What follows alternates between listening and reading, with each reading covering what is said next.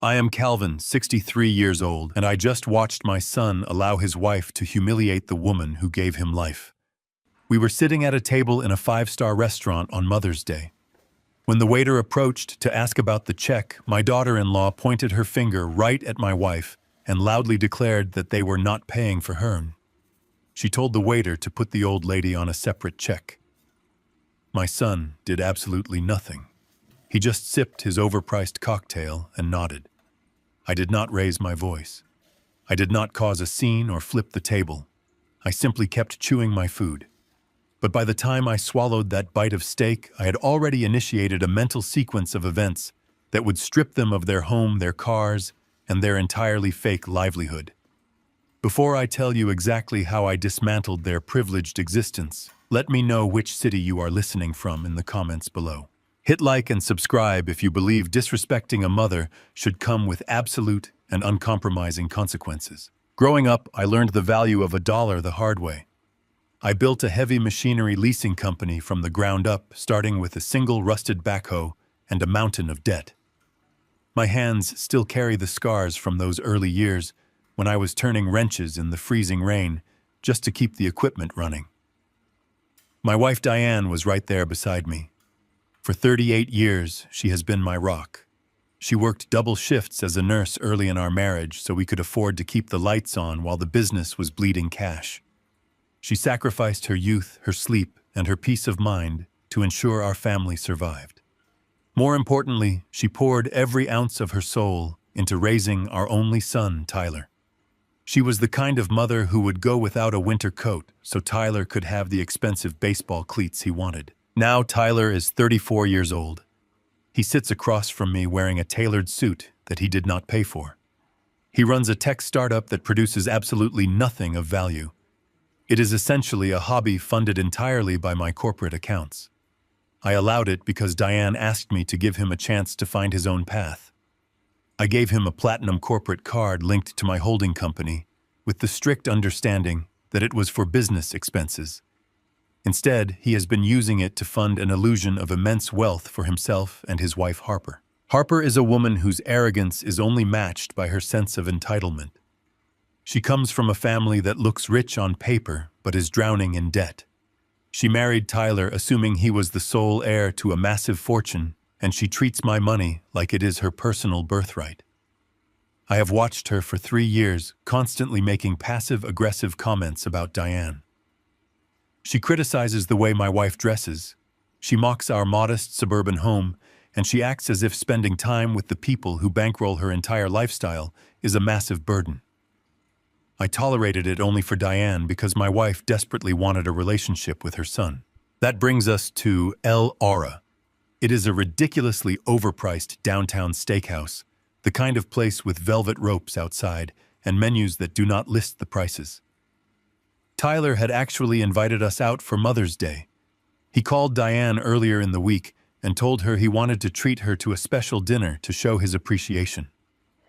Diane was so excited she spent an hour doing her hair and wore the pearl necklace I bought her for our 30th anniversary. She just wanted a nice evening with her boy. The dinner started off tense. Harper complained about the seating, about the temperature in the room, and about the vintage of the wine.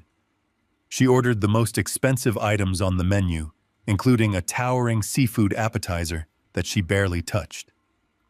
Tyler just sat there agreeing with every complaint she made, desperate to keep her happy. Diane tried her best to steer the conversation toward pleasant topics, asking Tyler about his business and asking Harper about her recent vacation to Aspen. A vacation I later discovered was paid for entirely with my company funds. Harper gave short, dismissive answers, rolling her eyes and checking her phone constantly. Then came the moment that changed everything. The waiter, a polite young man in a crisp white apron, approached our table and cleared his throat. He looked at Tyler, who had made the reservation, and politely asked if the bill would be together or separate. Before Tyler could even open his mouth, Harper dropped her phone on the table. She sneered, looking directly at Diane with a completely chilling expression. She raised her hand, extended a perfectly manicured finger, and pointed it right at my wife. "We are not paying for her," Harper declared, her voice loud enough to carry to the neighboring tables. Put the old lady on a separate check.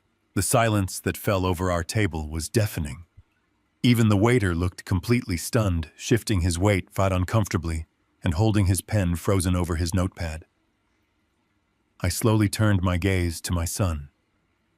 This was the moment for him to be a man. This was the moment for him to tell his wife to lower her voice, to apologize to his mother, and to hand the waiter his card. I waited for him to defend the woman who had rocked him to sleep when he had a fever, the woman who had given him everything. Tyler looked at his mother. Then he looked at Harper. He swallowed hard, reached out, and picked up his glass. He took a slow sip of his $40 craft cocktail and gave a slight cowardly nod to the waiter, confirming his wife's demand. I looked at Diane. Her face had completely crumpled. The light in her eyes, the joy of Mother's Day, the hope of a relationship with her son, it all just died in an instant. She looked down at her plate, her hands trembling slightly in her lap, as she tried to fight back the tears of pure humiliation. She had been reduced to a burden, an unwanted guest at her own celebration, forced to endure public embarrassment by a woman who produced nothing and consumed everything. I did not yell. I did not stand up and cause a scene. Decades in the cutthroat business of heavy machinery taught me that anger is a useless emotion if it is not channeled into immediate, calculated action. Screaming at them would only give Harper the satisfaction of calling me crazy and playing the victim. So I did the absolute last thing they expected. I picked up my fork, sliced off a piece of my steak, and took a bite. I chewed slowly, savoring the expensive cut of meat. I looked Harper dead in the eyes, and I swallowed. She gave a triumphant little smirk, leaning back in her chair and crossing her arms. She thought she had won. She thought my silence was an admission of defeat, a sign that I was too old and too tired to fight back. She assumed that she had established dominance over the family hierarchy right there in the middle of the restaurant. What Harper did not realize was that my silence was not submission. It was a cold, clinical calculation. In the span of 30 seconds, my brain had shifted gears entirely. I was no longer a disappointed father dealing with a rebellious son. I was a chief executive officer looking at a toxic, deeply compromised asset. And in my business, when an asset becomes a liability, you do not argue with it. You liquidate it. I sat there doing the math. I mentally tallied up the corporate platinum cards, the supplemental accounts, the business lease for his fake startup, and the private mortgage I held on their $1 million suburban home. They were living entirely inside a financial fortress that I had built, and I held the only key. By refusing to pay for a single meal for my wife, they had just signed the death warrant for their entire privileged existence. I wiped my mouth with my linen napkin and placed it neatly on the table. I looked at Diane, giving her a reassuring nod, telling her silently that I had everything under control. I told the table I needed to use the restroom. I pushed my chair back and walked away, leaving them to their smug victory. But as I walked past the bar, pulling my phone from my suit pocket, the era of their entitlement was officially over. I was about to make a phone call that would turn their luxurious evening into an absolute nightmare. I stood up from the table, pushing my chair back against the thick carpet of the restaurant. I did not look at my son or his wife. I simply told them I would be right back. The walk to the restroom felt completely different from any walk I had taken in my life. The ambient noise of clinking silverware and soft jazz music faded into the background. My mind was operating with the cold precision of a heavy-duty engine. Every step I took away from that table was a step away from 34 years of blind paternal grace. The men's room was empty. It smelled of expensive cedar cologne and polished marble. I walked past the pristine sinks and locked the heavy wooden door behind me, ensuring absolute privacy. I reached into the inside pocket of my tailored suit jacket and pulled out my phone. Before I dialed the number, I looked at the dark screen. I thought about the 3 long years I had wasted trying to buy my son's maturity. 3 years ago, Tyler came to my office with a flashy business proposal. He wanted to launch a logistics software company that he claimed would revolutionize the shipping industry. He brought colorful charts and unrealistic financial projections and delivered an arrogant speech about finally stepping out of my shadow. Diane, my beautiful, forgiving wife, had begged me to support him. She asked me to give him the seed money he needed to prove himself. Because I loved my wife more than anything, I agreed. But I did not just hand him a blank check. I set up a separate corporate entity and issued him a platinum corporate card linked directly to my primary holding company. The rules I laid out were crystal clear. The card was strictly for server space, office supplies, legitimate business travel, and paying his small staff. It was meant to be the temporary lifeline for his supposed empire until he secured real investors. But I am not a foolish man. I built my massive fortune by monitoring every single penny that leaves my accounts. For the first few months, the charges were normal and boring. Then Harper entered the picture. They got married, and suddenly the business travel was no longer to cheap motels near tech conferences in San Jose. The charges shifted to luxury resorts in Cabo San Lucas and exclusive ski chalets in Aspen. The office supply expenses morphed into exorbitant charges at designer boutiques for handbags and shoes. I watched silently month after month as my heavy machinery company effectively subsidized a life of extreme leisure for a woman who openly despised my wife. I did not confront them immediately. Instead, I had my independent team of auditors flag every suspicious transaction. They compiled a financial dossier thick enough to bury Tyler in federal court. He was not building a software company at all. He was running a highly illegal personal slush fund, using my life's work as his personal piggy bank. I let it slide for 3 years because I was waiting for him to wake up. I was waiting for the boy I raised to realize that his greedy wife was turning him into a parasite. Today, at that dinner table, watching him silently agree to humiliate his own mother, I realized the son I raised was already dead and gone. I unlocked my phone and dialed the private direct number of my lead attorney and wealth manager, Warren. Warren is a man who does not ask unnecessary questions. He executes financial orders with lethal efficiency. He answered on the second ring. I did not bother with any pleasantries or small talk. I told Warren to initiate the purge immediately. I instructed him to access the holding company accounts right then and there and cancel every single supplemental card attached to Tyler's name. I told him to freeze the routing numbers, to block any pending wire transfers, and to permanently lock down the commercial lease for Tyler's office space downtown. But I knew I could not stop there. The corporate card was just their daily spending money. I needed to strike at the very foundation of their arrogance. When Tyler and Harper got married, they demanded a house they could never actually afford. They found a sprawling $1 million property in a gated suburban neighborhood with a homeowners association they had no business joining. No traditional bank would ever approve a jumbo mortgage for a man with zero actual income and a failing fake startup. So my private equity firm underwrote the loan. I personally held the mortgage. And written deep into the dense legal contract was a strict acceleration and default clause based on financial compliance. Tyler had already missed his last 4 payments, claiming the software market was going through a rough patch. I had given him extensions out of pity. I told Warren to revoke those extensions and trigger the default clause immediately. I wanted the paperwork filed before the courthouse opened on Monday. By tomorrow afternoon, a process server would be standing on their pristine front porch, handing Harper a legal foreclosure notice in front of all her wealthy neighbors. Warren simply confirmed the orders, repeating them back to me with cold accuracy, and hung up. The entire phone call took less than 3 minutes. 3 minutes to completely dismantle a life of extreme luxury that took 3 years to falsely build. I slid the phone back into my jacket pocket, feeling a massive weight lift off my shoulders. I walked over to the marble sink and turned on the heavy brass faucet. The water flowed out ice cold. I washed my hands meticulously, watching the expensive soap lather and rinse away down the silver drain. I felt incredibly calm and centered. There was no sadness left in my chest whatsoever. There was absolutely no hesitation and no guilt.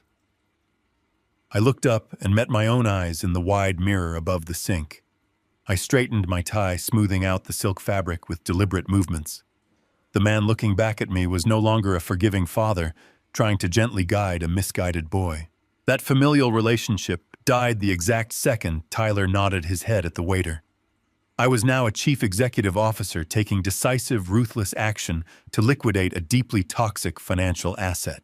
I turned off the water and dried my hands on a thick white linen towel, tossing it into the wicker basket. I unlocked the heavy restroom door and stepped back out into the bustling dining room.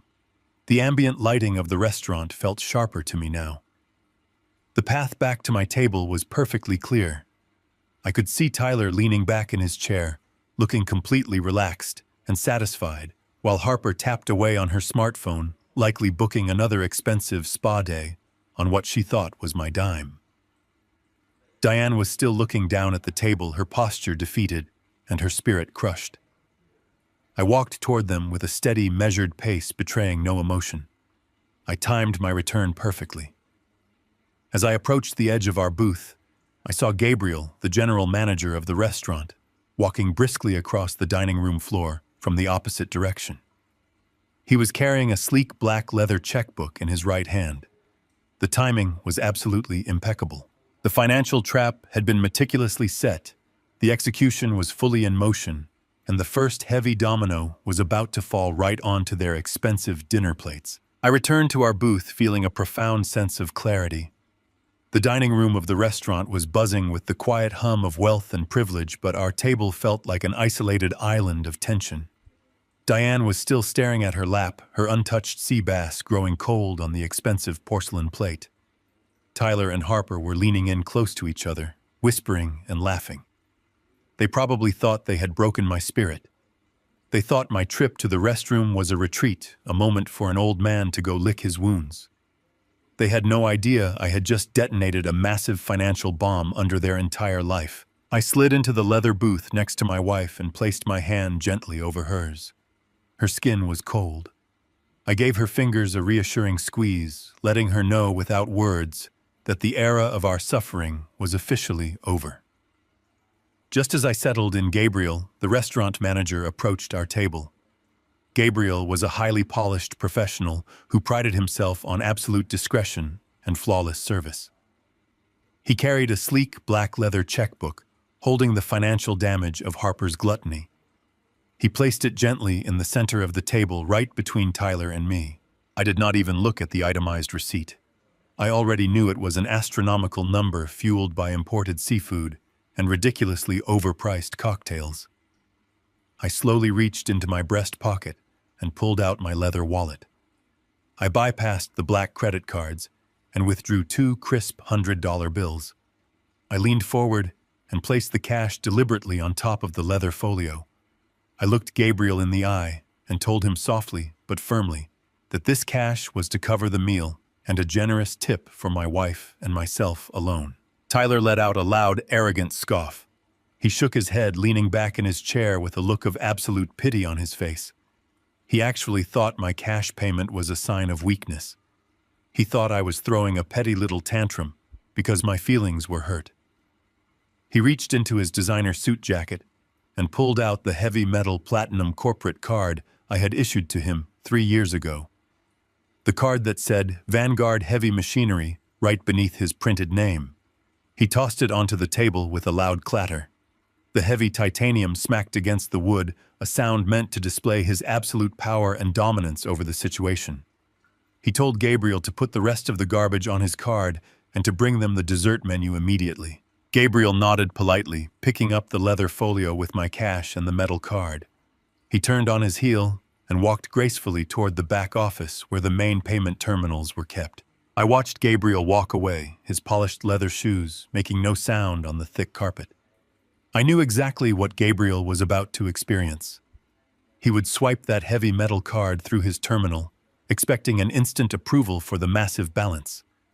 Instead, his screen would immediately flash red. An error code would pop up. It is a highly specific banking code reserved for severe fraud and unauthorized access. It is not a simple decline for insufficient funds. It is a direct mandate from the issuing bank telling the merchant that the person holding this card is committing a financial crime. The moment Gabriel was out of earshot, Harper let out a cruel little laugh. She picked up her water glass and took a sip, looking at Diane with pure malice. She leaned forward, her expensive diamond earrings catching the dim restaurant light. She started talking loudly about a luxury vacation they were planning to the Amalfi Coast next month. She looked right at Diane and smiled that same chilling smile she used earlier. She said it was a real shame we were too old and tired to enjoy such long international flights. She was twisting the knife, trying to make my wife feel small and insignificant. Tyler laughed along, taking another sip of his expensive drink. He added that his software startup was about to secure a massive round of angel funding and that he would be buying a brand new Porsche by the end of the month. It was a pathetic display of imaginary wealth. They were putting on a show, trying to rub their fake success in my face. I just sat there listening to their delusions. Every word they spoke was another shovel of dirt out of their own graves. I knew exactly what was happening in the back office. Cutting a standard plastic credit card is easy, but the platinum card I gave Tyler was solid titanium. It weighed heavy in the hand, a physical manifestation of my corporate power. Gabriel could not just snap it with his fingers or use a regular pair of desk scissors. He had to go into the back office, find the heavy-duty metal shears, and physically destroy the asset. The fact that it was taking Gabriel this long meant he had already called the merchant service line and verified the fraud alert. 3 minutes passed. 3 minutes of Harper gloating and Tyler pretending to be a titan of industry. Then I saw Gabriel emerge from the dark hallway. His stride was completely different now. He was not walking with the smooth, relaxed glide of a hospitality manager bringing a receipt for a signature. His shoulders were rigid. His face was completely devoid of the polite customer service smile he wore earlier. He was walking with absolute purpose, and he was flanked by a very large man in a dark suit who looked exactly like the restaurant's head of security. Gabriel arrived at our table. He did not bring the leather checkbook. He did not bring a receipt for Tyler to sign. He did not bring the dessert menu Harper had demanded. He simply extended his hand and placed 2 objects right on the white tablecloth in front of my son. It was the platinum corporate card, but it was no longer a symbol of limitless wealth. It had been brutally severed right down the middle. The 2 jagged halves of the heavy metal card sat there reflecting the light of the chandelier overhead. The arrogant smirk vanished from Tyler's face instantly. His jaw practically unhinged. The confident posture he held just moments ago completely collapsed. He stared at the broken pieces of metal as if he were looking at a ghost. Harper stopped talking mid-sentence, her mouth hanging slightly open in total confusion. She looked from the broken card to Gabriel and then finally to Tyler. Gabriel stood incredibly straight. He did not lower his voice to spare their feelings. He spoke clearly and deliberately, ensuring that the neighboring tables could hear the consequences of their actions. He looked directly at Tyler and delivered the sentence that would end their world. "Sir, your father has paid for his wife," Gabriel stated, his voice ringing like a bell of absolute doom. "But the bank just flagged this card for unauthorized use. They have permanently deactivated the account and instructed me to confiscate the plastic immediately. Your remaining balance for this table is $940. The words hung in the air like thick, choking smoke. $940. That was the exact cost of Harper's imported oysters, her multiple craft cocktails, the massive tomahawk steak Tyler ordered, and the sheer arrogance of their existence. I watched the blood completely drain from Tyler's face. He went from a flushed, confident pink to a sickly, deathly pale in less than 2 seconds. He opened his mouth to speak, but absolutely no sound came out. His brain was desperately trying to process the absolute impossibility of the situation. The magic plastic shield that had protected him from reality for 3 long years had just been shattered into a million pieces. Harper looked like she had just been physically struck by a heavy machine. Her eyes darted wildly around the restaurant, suddenly hyper-aware of the wealthy people at the next table who had stopped eating to watch the spectacle unfold. She grabbed Tyler's arm, her perfectly manicured nails digging into his expensive suit jacket. She frantically whispered at him, asking what was happening and demanding that he fix it right now. but Tyler could not fix it. He knew exactly what this meant. He knew the card was tied directly to my holding company, and he knew the only person on earth who could authorize a permanent deactivation and confiscation was sitting right across from him, calmly breathing the conditioned air. He slowly raised his eyes from the severed card and looked at me. I did not look angry. I did not look triumphant. I looked absolutely nothing. I gave him the same cold, emotionless stare I would give a bankrupt vendor who failed to deliver on a contract. They were now completely trapped in a luxury restaurant with a massive unpayable bill staring down a stern manager who was backed by heavy security. They had zero personal funds, zero emergency savings, and absolutely no safety net to catch them. The free ride was officially over, and the massive check had finally come due. The silence that fell over the table after Gabriel announced the massive balance was absolute. It was the kind of heavy, suffocating silence that follows a terrible car crash before anyone starts screaming. I sat perfectly still, watching the reality of the situation crash into Harper's thick skull. For 3 years, she had lived under the delusion that she was a queen, untouchable, and infinitely wealthy. She had spent the entire evening treating the restaurant staff like peasants and treating my wife like an unwanted stray dog because she believed she held all the power. Now the magical plastic shield that funded her arrogance was dead, and she was staring down a $940 bill with absolutely no safety net. Panic is a fascinating thing to observe in a person who has never faced a real consequence in her life. Her perfectly powdered face contorted into a mask of pure, unfiltered terror. She let out a sharp, frantic gasp and immediately lunged for her oversized Prada handbag. I recognized that bag. It was a limited edition piece that cost at least $3,000. I knew exactly how much it cost because she bought it using my company money during one of their fake business trips.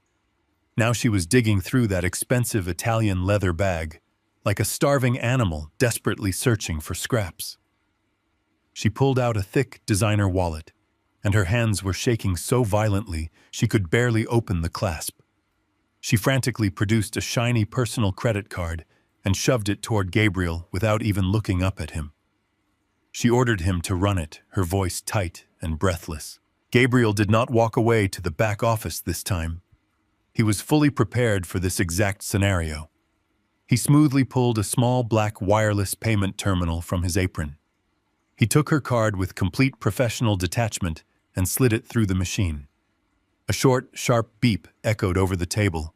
Gabriel looked down at the digital screen and calmly stated that the card had been declined. Harper's eyes went wide with disbelief. She snatched the card back and immediately shoved another one toward him. This one was a flashy high-interest rewards card. Gabriel slid it again. The machine processed for 2 seconds before emitting the exact same sharp beep. Gabriel did not even blink. He politely informed her that the second card was also declined. Harper was practically hyperventilating at this point. She dug her manicured nails deep into her leather wallet and pulled out a third card. I knew for a fact this was a bottom-tier emergency credit card with a predatory interest rate. She shoved it at Gabriel, her voice cracking as she begged him to just try it one more time. The terminal beeped for the third time. Gabriel looked down at her with eyes that offered absolutely zero sympathy. He informed her in a clear voice that all 3 personal cards were completely maxed out and rejected by the issuing banks. Their personal finances were an absolute black hole. Behind the designer clothes and the luxury cars, they had absolutely nothing of their own. Tyler realized in that exact moment that his wife could not save him. The reality of his situation was finally closing in on him. The wealthy patrons at the adjacent tables had completely stopped eating.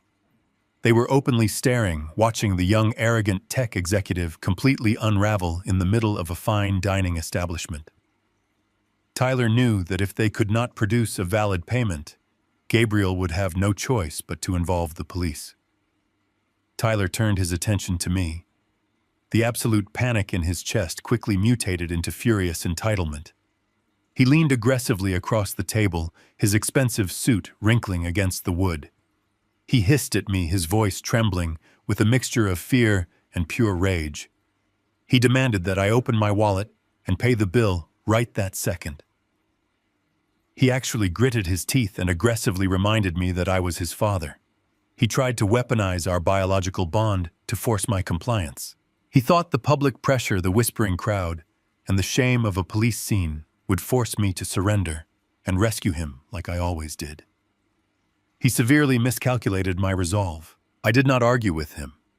I did not raise my voice or offer a single excuse or explanation.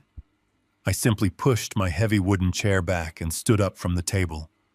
I walked slowly around the edge of the booth and extended my hand to Diane. She took it, her fingers still trembling slightly from the emotional whiplash of the evening. I gently helped my wife out of the leather booth and carefully draped her elegant winter coat over her shoulders. I treated her with the utmost respect and tender care, completely ignoring the two panicking adults sitting just inches away from us.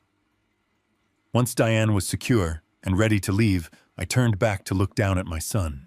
He was staring up at me with wide, desperate eyes, practically begging me to fold.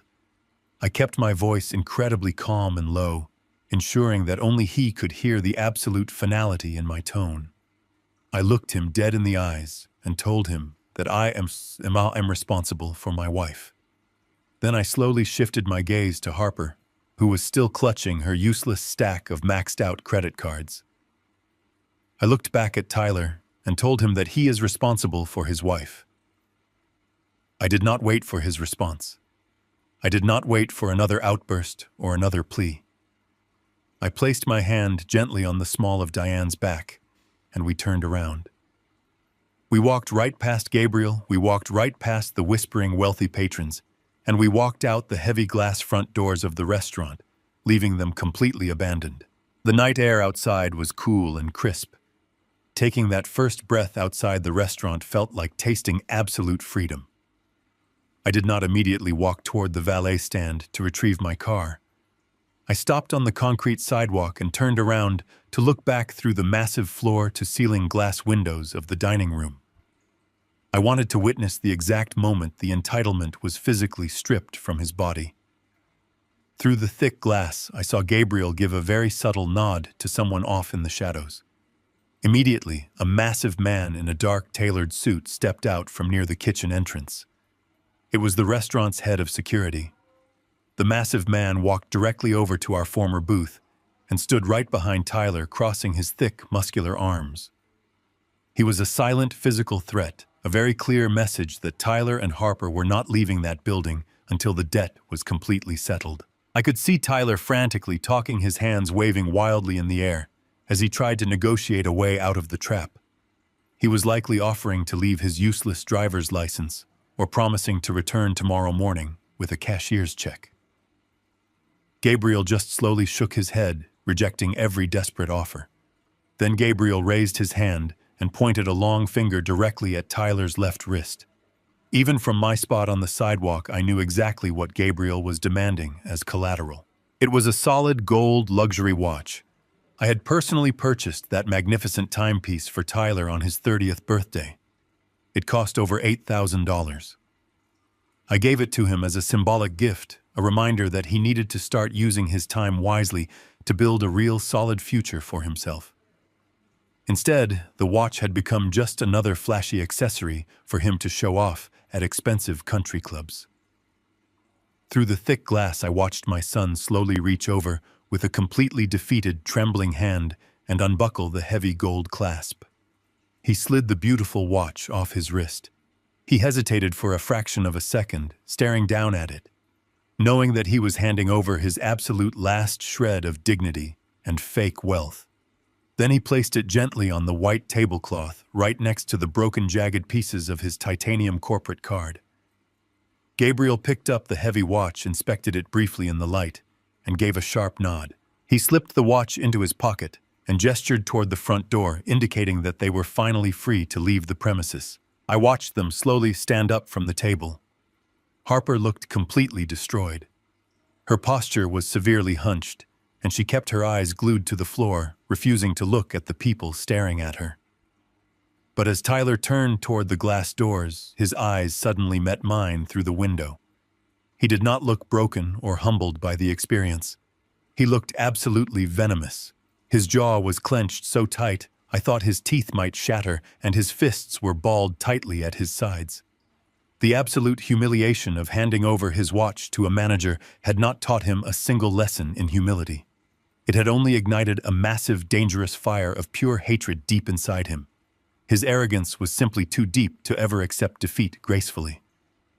I knew right then, as I watched him march aggressively toward the exit, that this was not the end of the war. He was already plotting his revenge in his head, completely unaware that I had a massive legal and financial guillotine waiting to drop on his neck on Monday morning. The heavy doors of my luxury sedan closed, shutting out the cool night air, and the humiliating public scene we had just left behind on the sidewalk.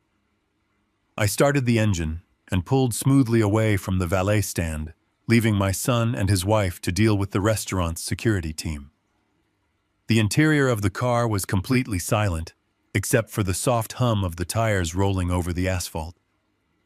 For the first 10 minutes of the drive, neither of us spoke a single word. I navigated through the busy downtown streets, heading toward the quiet sanctuary of our suburban neighborhood. The ambient lights of the city flashed across the windshield, illuminating the dark cabin of the vehicle. Then the emotional dam finally broke. Diane buried her face in her hands and began to weep.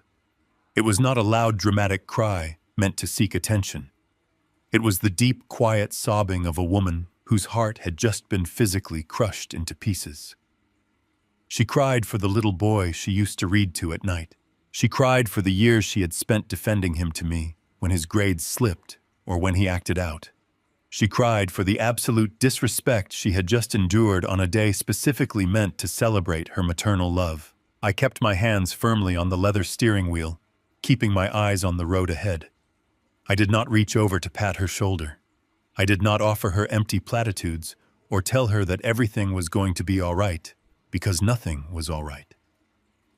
Empty comfort is entirely useless in the face of complete betrayal. I let her cry because she needed to process the shock and mourn the death of the son she thought she had raised. But I also knew that her sorrow was about to be replaced by something much more powerful and permanent. I turned the steering wheel and pulled the car off the main road, parking in a quiet, scenic overlook that faced the glittering skyline of the city below. I put the car in park and turned off the engine. The sudden silence made Diane's quiet sobs feel even heavier in the confined space. I unbuckled my seatbelt and turned to face my wife. She looked up at me, her eyes red and swollen, her makeup slightly smeared from the tears. She asked me in a broken, trembling voice where we went wrong, and how our only child could become so incredibly cruel and thoughtless. I looked deep into her eyes and told her that we did not go wrong. I told her that Tyler made his own conscious choices, and that the disrespect she saw at the restaurant was only the tip of a very dark and highly illegal iceberg. I reached into the back seat and pulled my heavy leather briefcase over the center console, setting it on my lap. I unzipped the main compartment and pulled out my digital tablet. I told Diane that I did not cut off their corporate credit cards tonight just because Harper insulted her at dinner. I explained that the horrible dinner was simply the absolute final straw, the final confirmation I needed that they were beyond saving. I told her that my patience had run out long before tonight, and that I had hired an independent forensic accountant to dig into every single transaction Tyler had made over the last 12 months. I unlocked the tablet and opened the heavily encrypted financial dossier my wealth manager had sent me. The screen illuminated the dark cabin of the car, casting a pale blue light over our faces. I handed the tablet to Diane. I asked her to look closely at the document displayed on the screen. It was a scanned copy of a loan authorization form from her personal retirement portfolio. When Diane was working double shifts as a registered nurse early in our marriage, she had set up a separate retirement account. It was her own personal safety net, built entirely with her own blood, sweat, and tears. It was money she had earned entirely on her own long before my heavy machinery business became a massive financial success. I pointed to the bottom of the digital document. I asked her if she recognized the signature on the authorization line. Diane squinted at the screen, her brow furrowing in deep confusion. She traced the digital ink with her trembling finger. She told me that it looked exactly like her signature, but she swore she had never signed any documents regarding that specific account in over a decade. I took a deep breath and delivered the crushing truth that would change our family forever. I told her she did not sign it. I told her that her son forged her signature.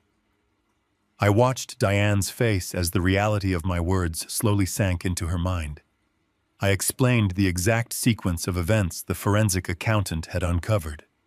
2 months ago, Tyler desperately needed a massive injection of cash. He had already maxed out the hidden limits on the corporate cards, and he knew my financial team would immediately flag a direct withdrawal of that size from the company accounts. So he bypassed my security entirely and went after the softest target he could find. He went directly after his own mother. He used old tax documents he had saved from helping us organize our files last year to perfectly replicate her signature. He submitted the forged paperwork electronically to her brokerage firm and successfully secured a loan of $50,000 directly against her personal retirement funds. Diane was completely speechless. Her breathing became shallow as she stared at the $50,000 figure highlighted in bright yellow on the digital screen. She asked me in a barely audible whisper what he possibly needed that much money for. She asked if his software company was in some kind of massive legal trouble or if he owed money to dangerous people. I shook my head slowly. I swiped the screen to the next page of the dossier. It was a certified receipt from an imported luxury car dealership located downtown. I told her he did not use the stolen money to save his fake business or pay off debts. He used her hard-earned nursing money to pay the massive cash deposit on a brand new luxury Mercedes for Harper. The silence in the car became absolute. The sound of Diane's quiet weeping stopped completely.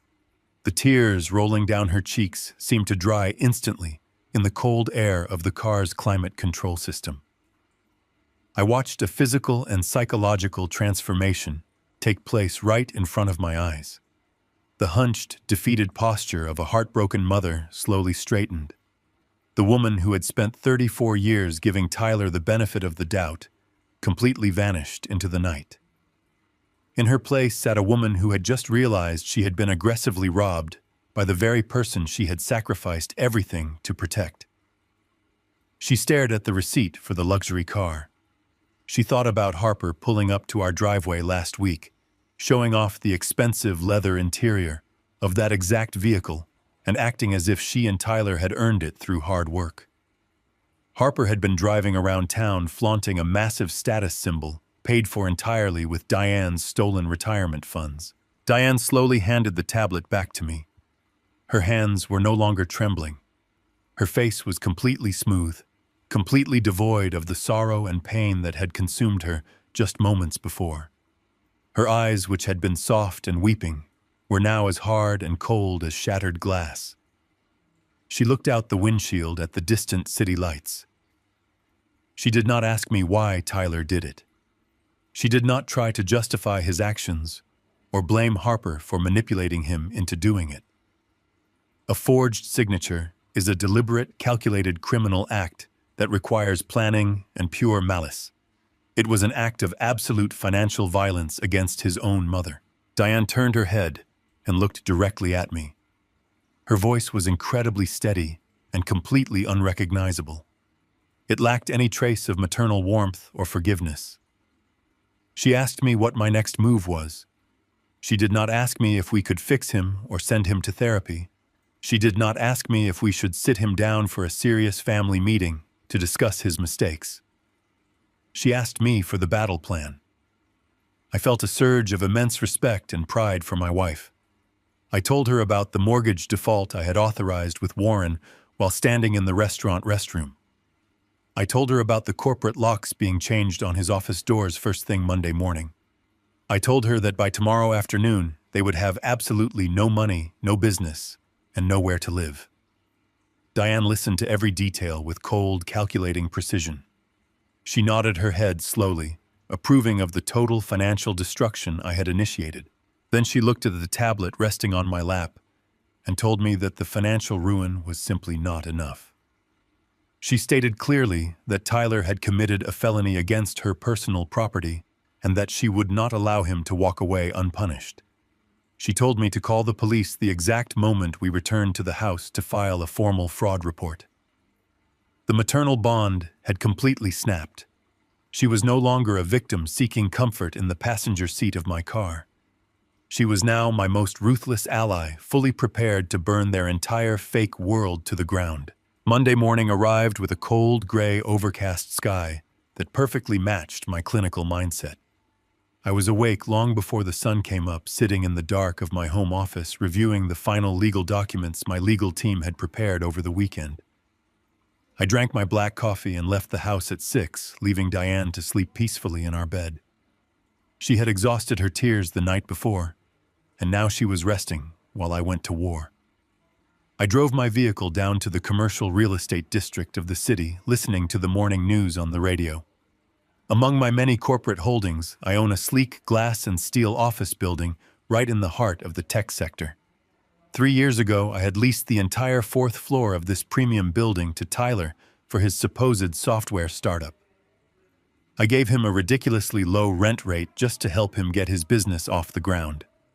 Today, I was taking my property back and shutting down his adult playground for good. I parked my car in the underground garage and took the private, secure elevator directly up to the 4th floor.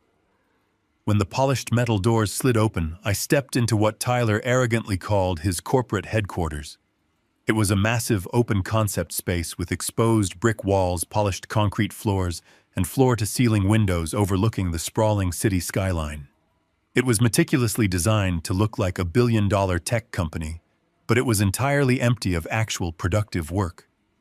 There were expensive imported espresso machines, ping-pong tables, and ergonomic leather chairs that cost thousands of dollars each. There was even a fully stocked custom bar in the corner. Everything in that room was paid for entirely by the sweat of my brow and the success of my holding company. I did not come to the building alone this morning.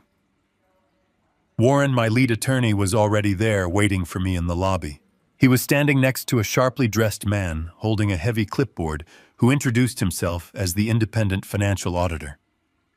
Standing quietly behind them were 4 large men wearing dark tactical clothing.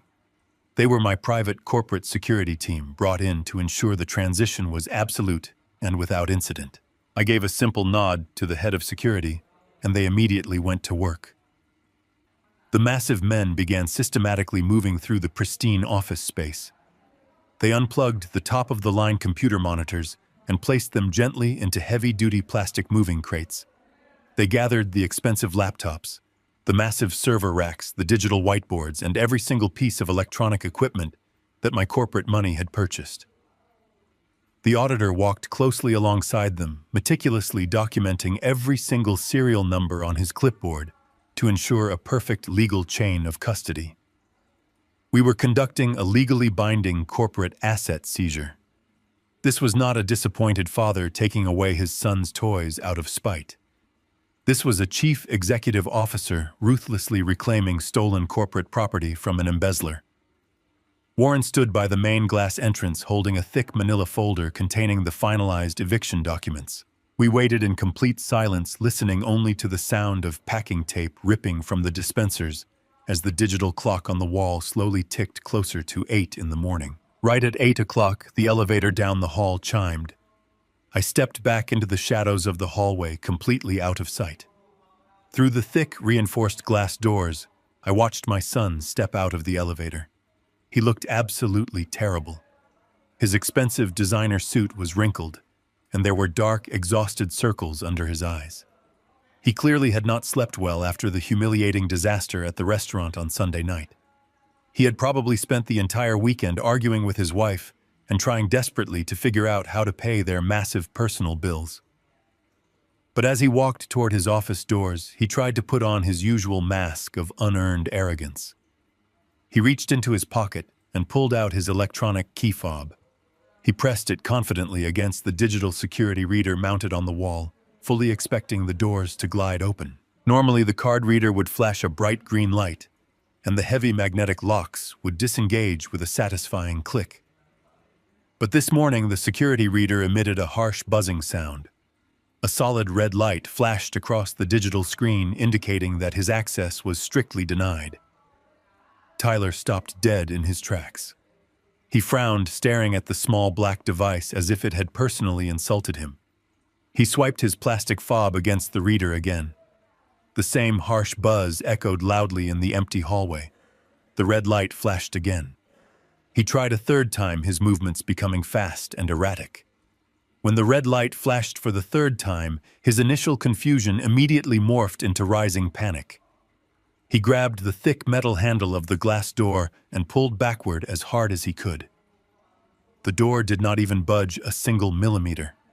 The industrial magnetic lock held perfectly firm.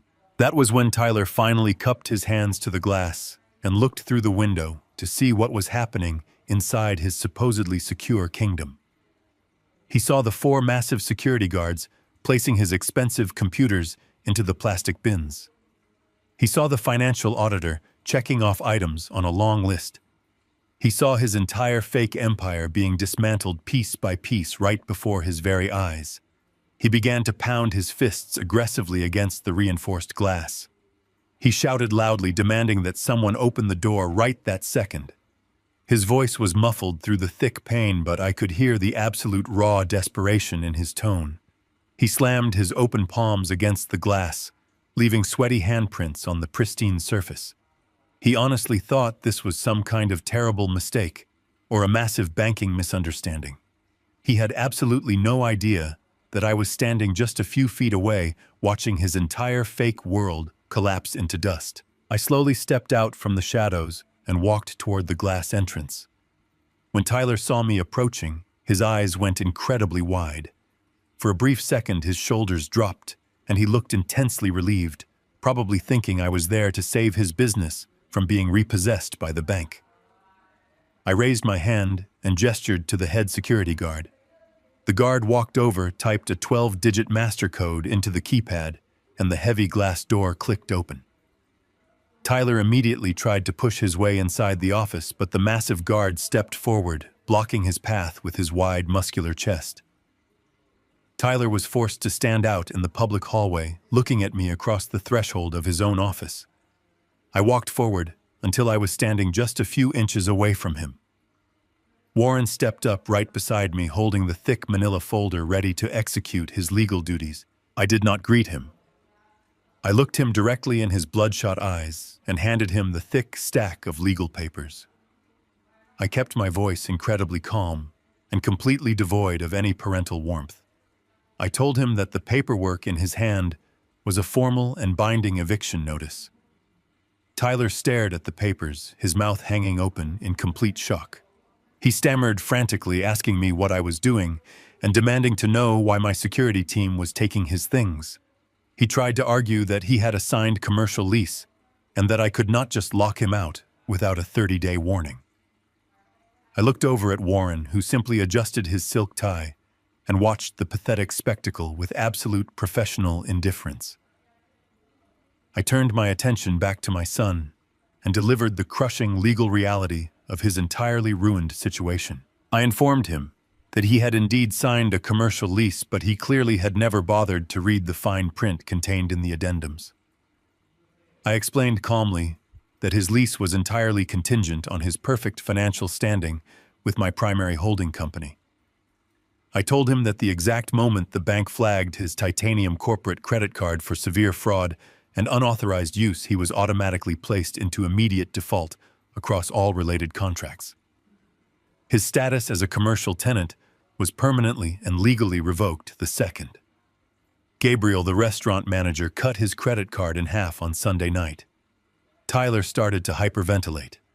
He pointed frantically at the security guards packing the crates and screamed that they were stealing his proprietary software and his personal office equipment. I shook my head slowly, rejecting his delusion.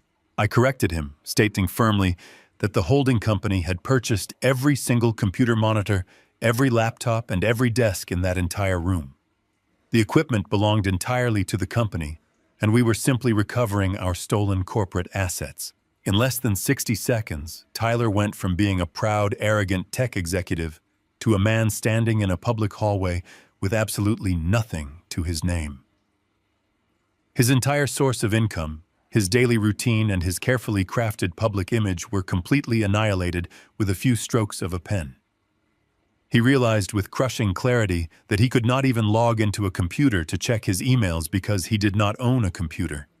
He was entirely locked out of his own life. He looked down at the eviction notice, trembling violently as the reality of his absolute poverty finally sank in.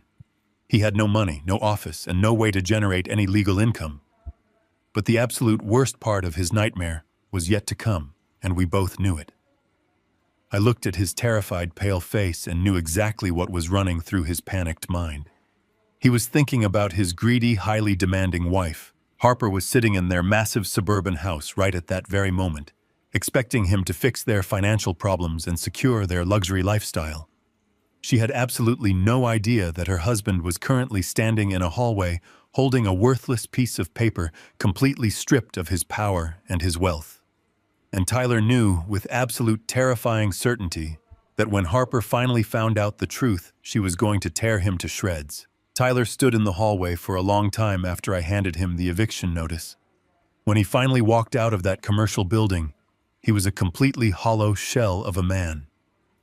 He dragged himself to his car and began the long, humiliating drive back to his massive suburban home. I knew exactly what was waiting for him at the end of that drive.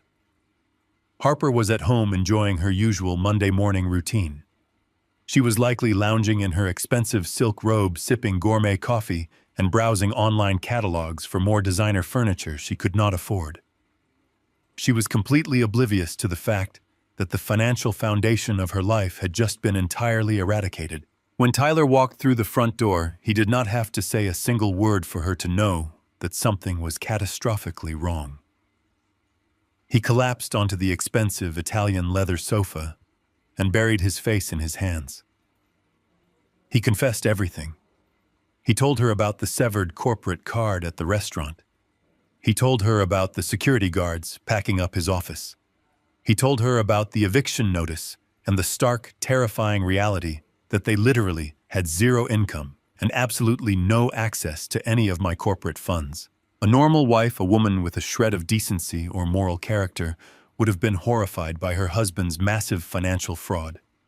She would have demanded to know why he had been lying to his father for 3 years. But Harper was not a normal wife. She was a deeply entitled parasite. Instead of turning her anger toward Tyler for his deception, her twisted mind immediately sought out a target she believed she could easily control. She completely ignored the fact that Tyler had committed embezzlement. In her mind, I was the villain. I was the cruel tyrant who was unjustly starving them of their rightful inheritance.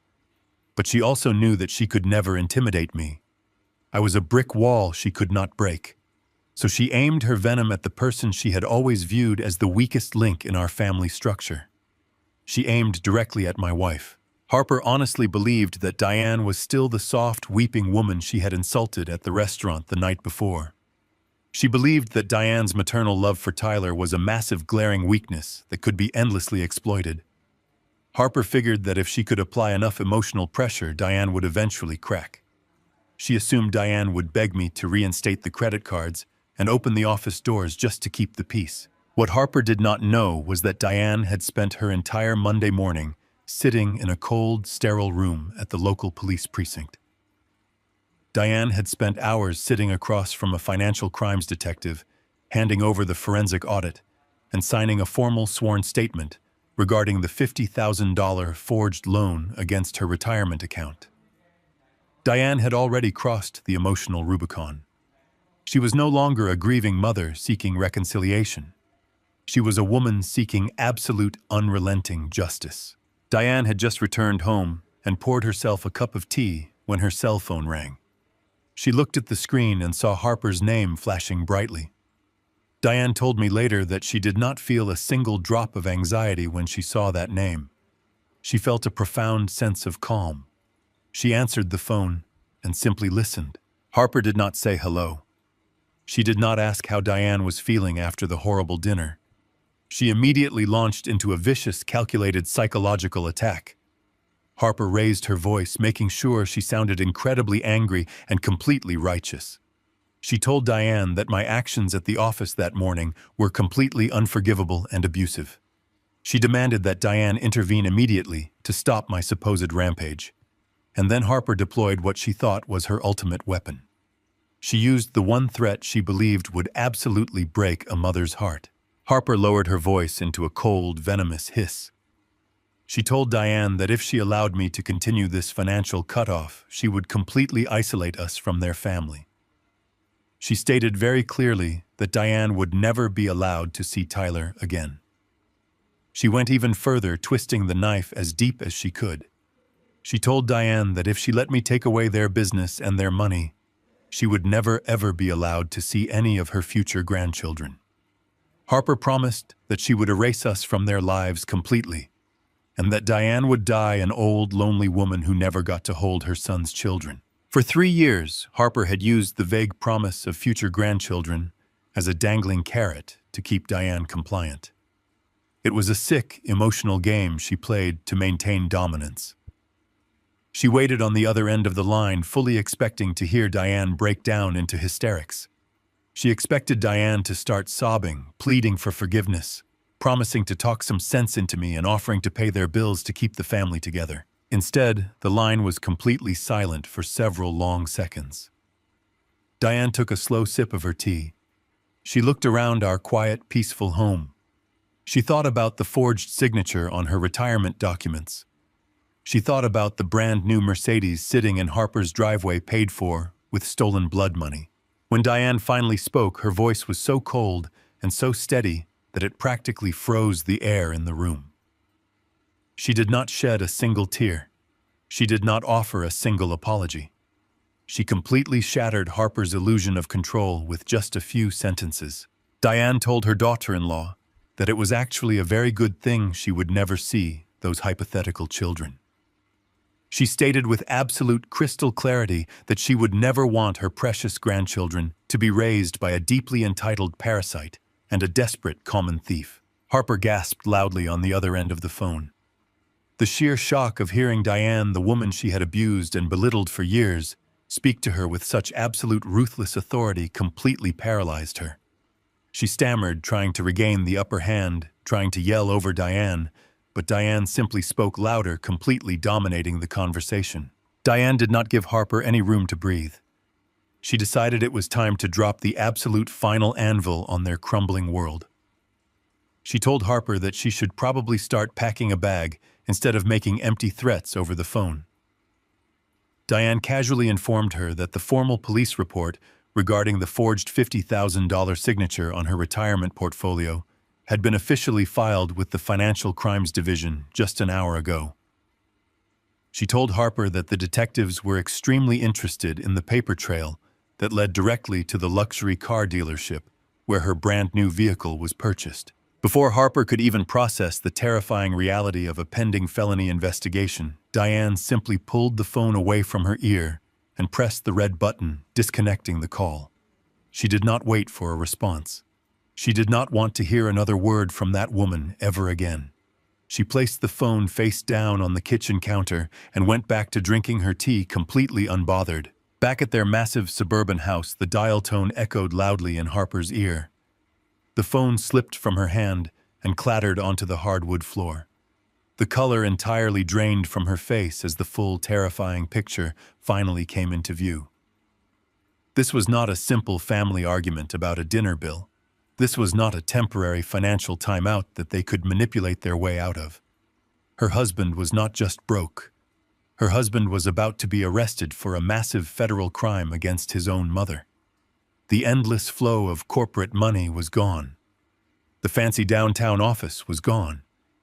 And now the police were actively building a criminal case against them. Harper looked over at Tyler, who was still sitting on the sofa, staring blankly at the wall like a dead man.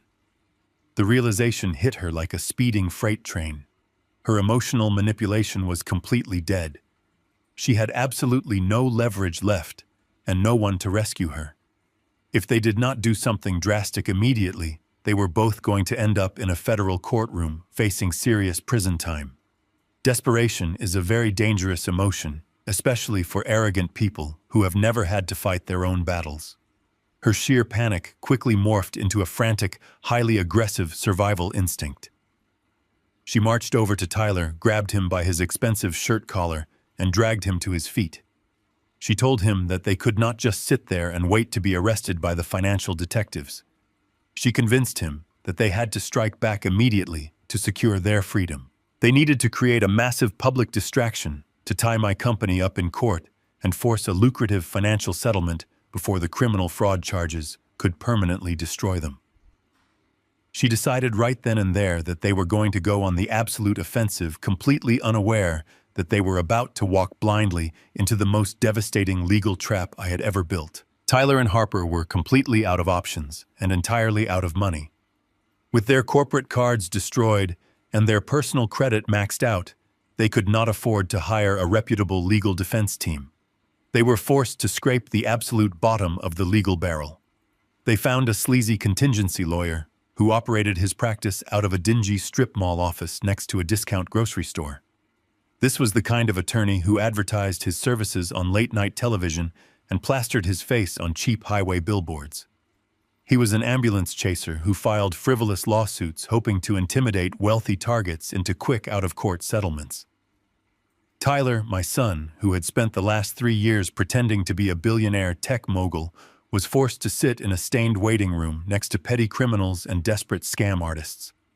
The lawyer saw Tyler's last name and immediately envisioned a massive unearned payday. He did not bother to request the actual financial documents or ask any hard questions about why my company had forcefully locked Tyler out of his office.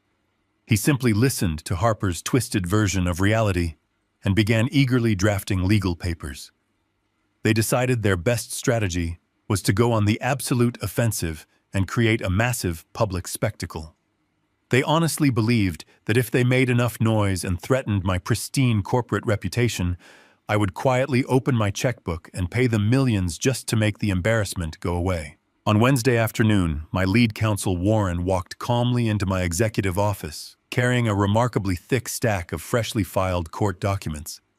Tyler and his strip mall attorney had officially filed a massive civil lawsuit against me, Diane, and Vanguard Heavy Machinery. I sat behind my heavy oak desk, took out my reading glasses, and carefully read through their ridiculous claims.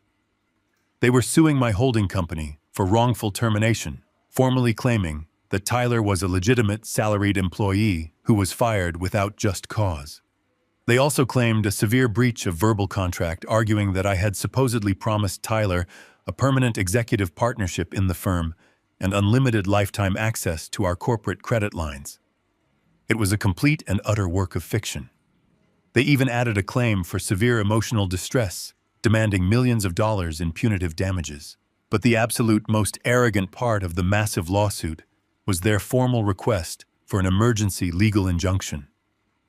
They were actually petitioning a local civil judge to completely freeze all of my corporate business assets and force me to reinstate Tyler's fake salary and credit cards while the lawsuit was actively pending. They wanted to hold my entire heavy machinery empire hostage so Harper could continue buying designer handbags and eating imported oysters. Filing a frivolous civil lawsuit was just the first phase of their desperate survival strategy. By Thursday morning, they had taken their campaign of vicious lies directly to the local press. I turned on the flat-screen television mounted in my office and watched the morning news broadcast with total emotional detachment. There was my son standing on the concrete steps of the county courthouse. He was wearing an ill-fitting, wrinkled suit and looking intentionally disheveled to perfectly play the part of the abused victim. Harper stood right next to him, acting like a completely different person. She had completely dropped her arrogant, demanding persona and transformed herself into a tragic, weeping wife. She wiped fake tears from her perfectly powdered face and leaned her head on his shoulder. They gave an exclusive primetime interview to a local reporter spinning a complex web of absolute lies. Tyler looked directly into the camera lens, and painted me as a tyrannical, emotionally abusive father. He claimed that I was a ruthless, greedy billionaire who was intentionally starving his own son out of pure malice and professional jealousy. He boldly told the reporter that he had built a revolutionary software company from scratch through his own hard work, and that I had aggressively stolen it from him the very moment it became highly profitable. Harper chimed in softly, claiming that my financial cruelty had completely destroyed their marriage and ruined their mental health. They played the victim card with absolute shameless perfection, creating a classic narrative of a poor, struggling son fighting against a massive evil corporation. The public media spectacle had an immediate and highly measurable impact on my business operations. In the modern corporate world, public perception is incredibly fragile and highly volatile. Within hours of the news broadcast airing on local television and spreading like wildfire across social media platforms, the stock price of Vanguard Heavy Machinery took a noticeable and sharp dip. The financial markets absolutely hate family drama and unpredictable corporate leadership. My private office phone began to ring incessantly. Panicked board members, nervous investors, and key stakeholders were calling my private line demanding to know exactly what was going on. They were deeply concerned about the public relations nightmare and the potential damage to our brand identity. I had to call an emergency meeting in the main executive boardroom to address the rising panic. I sat at the head of the long mahogany table watching the sweat form on the foreheads of my top executives. One of my oldest board members sounded completely terrified, openly suggesting that we should just offer Tyler a quiet multi-million-dollar cash settlement to make the news story disappear. The board members were terrified that the emergency injunction might actually be granted by a sympathetic liberal judge. If the courts froze our assets, it would completely halt our international shipping operations, delay our ASIV vendor payments, and potentially bankrupt the entire holding company. Tyler was successfully using the public panic to turn my own corporate board of directors against me. I listened to their panicked suggestions for a full hour before I finally held up my hand to silence the room. I looked at the terrified executives and told them that panic is the enemy of profit. I assured them that no settlement would be offered and no money would be paid to extortionists. I dismissed the board members and walked back to my private office with Warren. I leaned back in my leather chair and looked out the massive windows, watching the city move far below me. I did not feel a single drop of fear, anxiety, or regret. I did not call my public relations team to issue a weak defensive statement. I did not call Tyler to negotiate a cowardly surrender. I simply smiled. Tyler honestly believed that he had backed me into a corner. He thought that the threat of bad press and dipping stock prices would force me to fold and give him everything he wanted. He fundamentally misunderstood the type of man he was dealing with and the immense power I wielded. He thought he was playing a simple game of public sympathy and emotional blackmail. He did not realize that he had just walked directly onto a legal battlefield where I make all the rules and control all the ammunition. The civil lawsuit he filed was completely based on blatant lies and formal perjury. By formally filing those documents in a court of law and making those specific claims, he had officially crossed the line from a simple family dispute into a massive legal war. More importantly, his lawsuit completely opened him up to the legal process of discovery. He had given Warren and me the exact legal framework we needed to legally subpoena his private records and completely expose his federal embezzlement in front of a sitting judge. Tyler thought the lawsuit was his ultimate weapon, but it was actually the very rope he would use to hang himself. The local news cycle was having an absolute field day with the false lawsuit Tyler had filed against me. My corporate public relations department was in a state of absolute panic, begging me to issue a formal press release to defend my character. I refused their request entirely. I do not fight my battles in the fragile court of public opinion. I fight in the cold, hard reality of financial ledgers and binding legal contracts. Tyler wanted to play the wounded victim on television, hoping to force me into a quiet, multi-million-dollar settlement. He thought I would be paralyzed by the bad press and the whispering of my corporate board members. He completely forgot that a titan of industry does not care about the bleating of sheep. I decided to respond to his public media spectacle with a massive private financial strike. I was not going to argue with him on the local news. I was going to take the very roof from over his arrogant head. 2 years ago, Tyler and Harper decided they needed a massive upgrade to their living situation to properly reflect their fake success. They scoured the local real estate market and found a stunning $1.2 million estate located in an exclusive gated community. The property featured a sweeping circular driveway, a custom infinity pool, and a neighborhood association filled with the local elite. Naturally, the traditional mortgage lenders took one look at Tyler's entirely fabricated software startup and his lack of verifiable income, and they laughed him right out of their offices.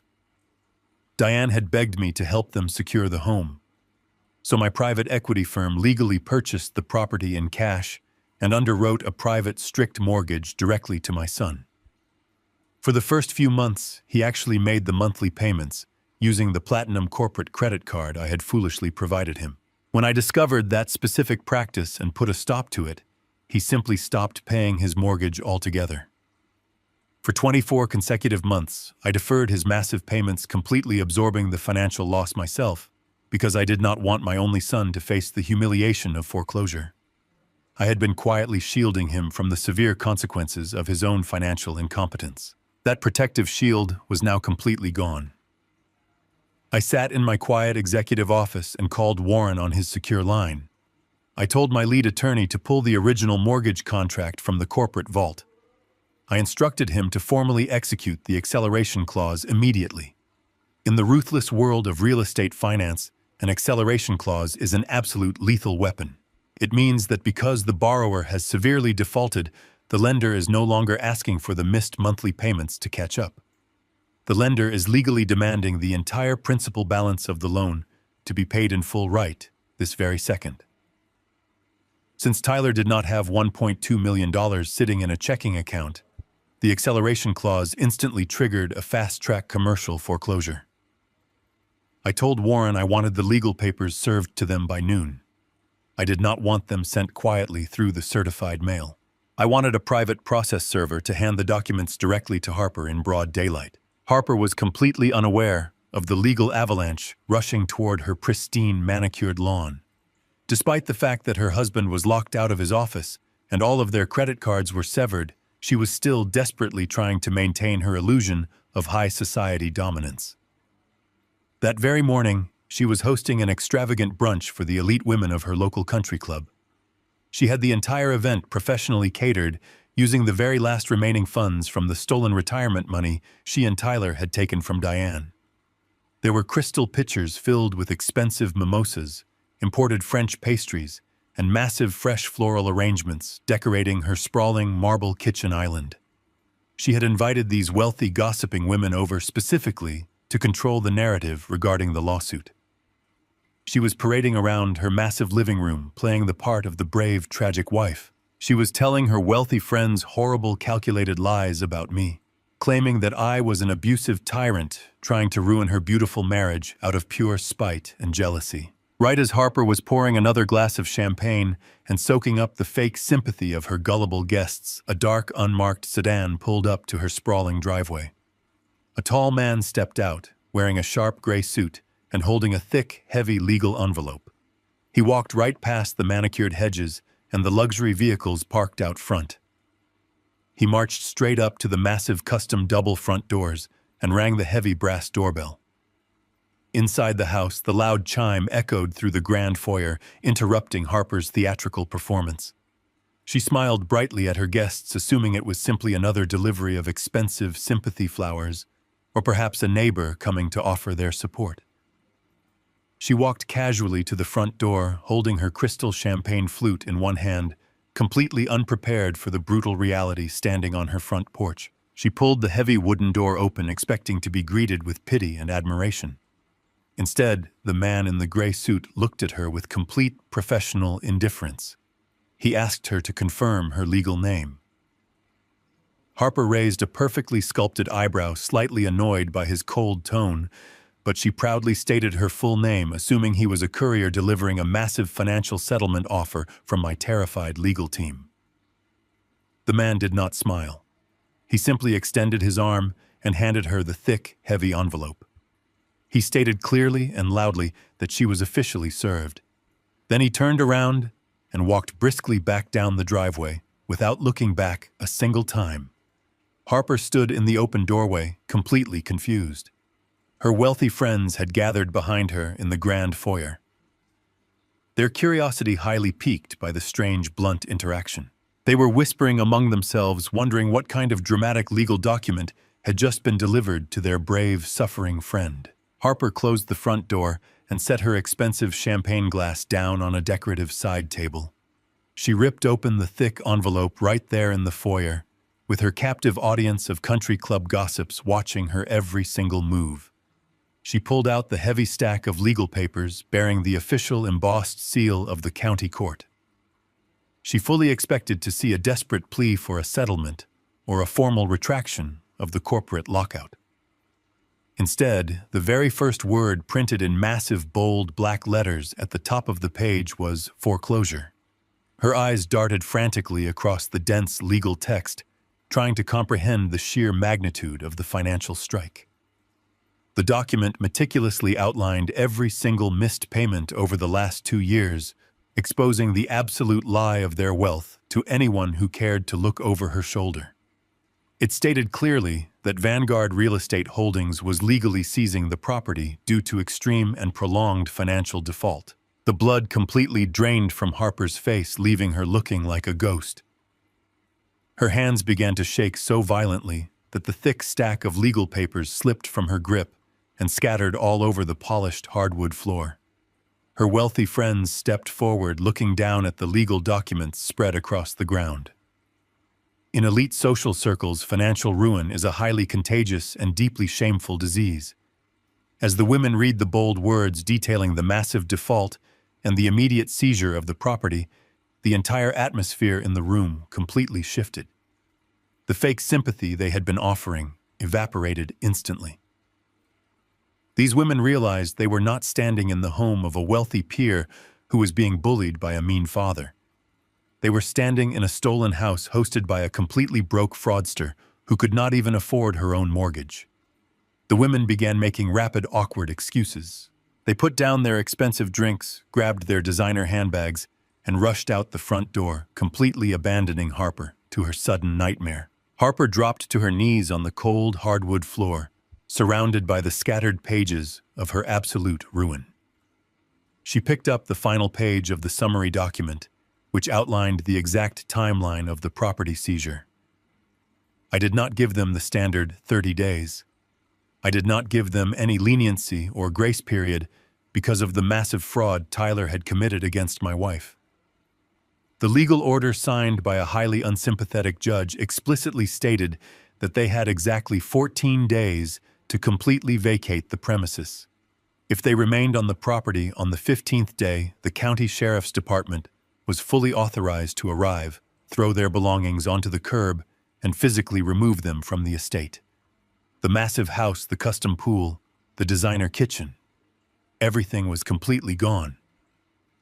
Harper stared at the number 14 printed clearly on the page, feeling the walls of the mansion closing in on her throat. They had no money to rent an apartment, no credit cards to book a hotel, and absolutely nowhere to go. They were officially facing absolute total homelessness.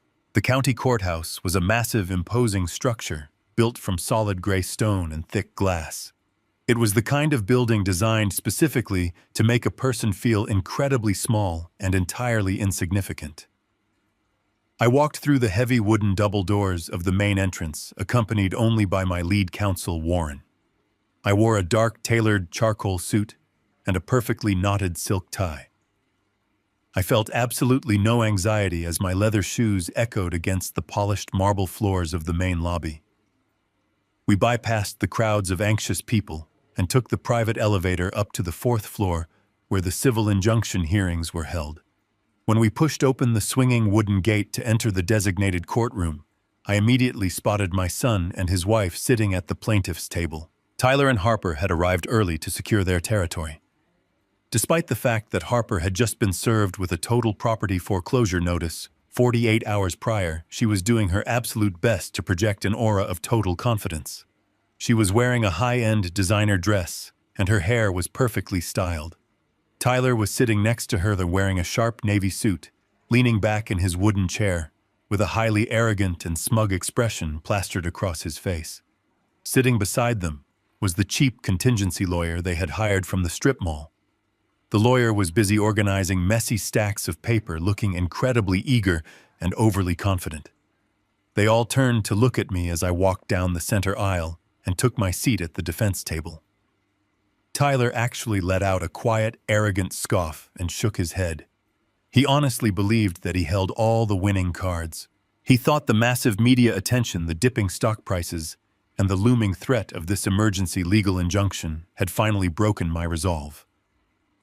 He expected me to walk into that room with a heavy checkbook, completely ready to surrender and beg for a quiet, confidential settlement. The heavy wooden door behind the bench opened, and the bailiff instructed everyone in the room to rise. Honorable Judge Harmon stepped up to the bench. He was a stern, older man with silver hair and a very low tolerance for courtroom theatrics. He adjusted his dark robes, sat down in his high leather chair, and looked down at the docket with a deeply annoyed expression. Civil injunctions between wealthy family members were usually tedious, petty arguments over trust funds and vacation homes. The judge clearly expected a highly emotional and entirely ridiculous shouting match. He took off his reading glasses, rubbed the bridge of his nose, and instructed the plaintiff's attorney to present his argument for the emergency injunction. Tyler's cheap lawyer practically leaped out of his chair. He walked to the center podium and immediately launched into a highly dramatic and entirely rehearsed performance. He did not present hard legal facts. Instead, he presented a sob story. He spoke loudly about the local news coverage painting Tyler as a brilliant young entrepreneur who had been maliciously locked out of his own successful software company by a jealous and tyrannical father. The lawyer formally requested that the judge immediately freeze all of the Vanguard Heavy Machinery corporate accounts. He demanded that the court force me to unlock the commercial office doors, reinstate Tyler's executive salary, and return all the confiscated computer equipment until a full civil trial could be scheduled.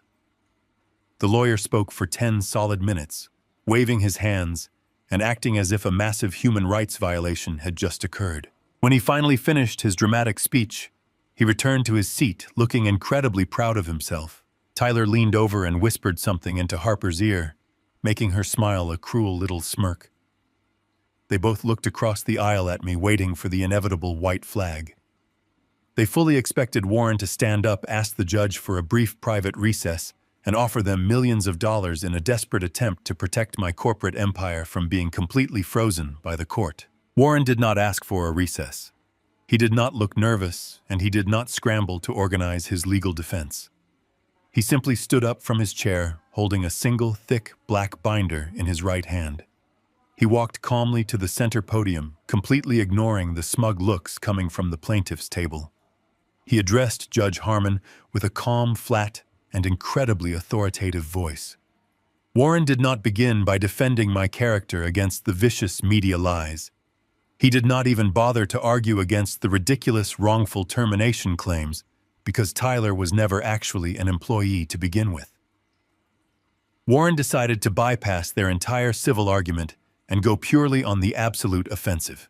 Warren informed the court that the plaintiff was not a victim of wrongful termination, but a tenant who had defaulted on a commercial lease due to severe financial fraud.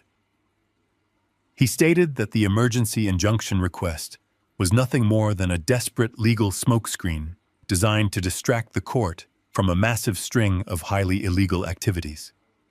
The cheap lawyer at the plaintiff's table immediately jumped to his feet, shouting an objection and claiming that Warren was making baseless, slanderous accusations. Judge Harmon completely ignored the cheap lawyer and instructed Warren to continue. Warren opened the heavy black binder and pulled out 3 identical copies of a deeply damning document. He handed one copy to the bailiff to deliver to the judge and politely offered another copy to Tyler's lawyer. Warren then detailed the exact nature of the $50,000 loan. He spoke clearly and deliberately, outlining how Tyler had secretly accessed his own mother's personal retirement portfolio.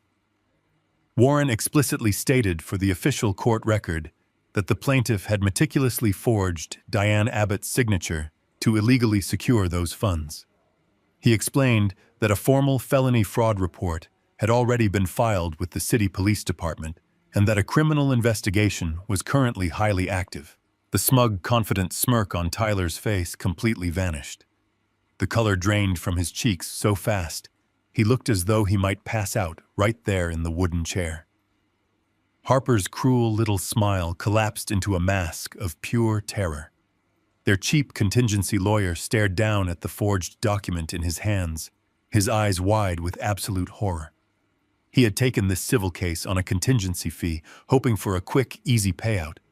He had absolutely no idea that his clients had committed federal wire fraud and identity theft against their own family. But Warren was not finished. He turned the page in his binder and presented the second wave of total destruction. He submitted the certified forensic accounting audit of the Vanguard Heavy Machinery corporate credit accounts. Warren did not just show the judge the massive balances. He traced the exact digital path of the embezzled money. He read aloud the specific wire transfers that moved thousands of dollars from my heavy machinery holding company directly into the bank accounts of high-end luxury jewelry boutiques. Warren presented the verified receipts, proving that the corporate funds Tyler claimed he needed to save his software startup were actually used to purchase diamond necklaces, expensive watches, and imported designer clothing for his wife. The atmosphere inside the courtroom completely shifted. The air felt incredibly heavy and painfully cold. Tyler's lawyer slowly sank back into his chair, completely abandoning his dramatic posture. He pushed the documents away from him on the table, physically distancing himself from the toxic criminal liability sitting right next to him. He realized in that exact moment that he was not representing a brilliant, abused tech CEO. He was representing a desperate, unhinged embezzler who was about to go to federal prison. I sat perfectly still at the defense table watching the reaction of the man sitting high up on the wooden bench. Judge Harmon stopped looking bored. He slowly picked up his reading glasses and slid them back onto his face. He picked up the forensic audit and the forged retirement documents, holding them close to his eyes. He read through the highlighted sections detailing the massive theft and the forged signatures. The initial annoyance that had been present on his face at the beginning of the hearing completely evaporated. It was instantly replaced by a look of deep, serious alarm. He lowered the documents and looked directly across the room at Tyler. The judge was no longer looking at a frustrated son involved in a petty civil dispute over a trust fund. He was looking at a man who had committed massive financial crimes and then possessed the sheer blinding arrogance to walk into a court of law and demand more money. The trap I had carefully laid was completely sprung, and there was absolutely no escape from the legal slaughter that was about to follow. The courtroom was entirely silent, except for the crisp sound of heavy paper turning. Judge Harmon sat high upon his wooden bench, completely absorbed in the black binder Warren had handed him.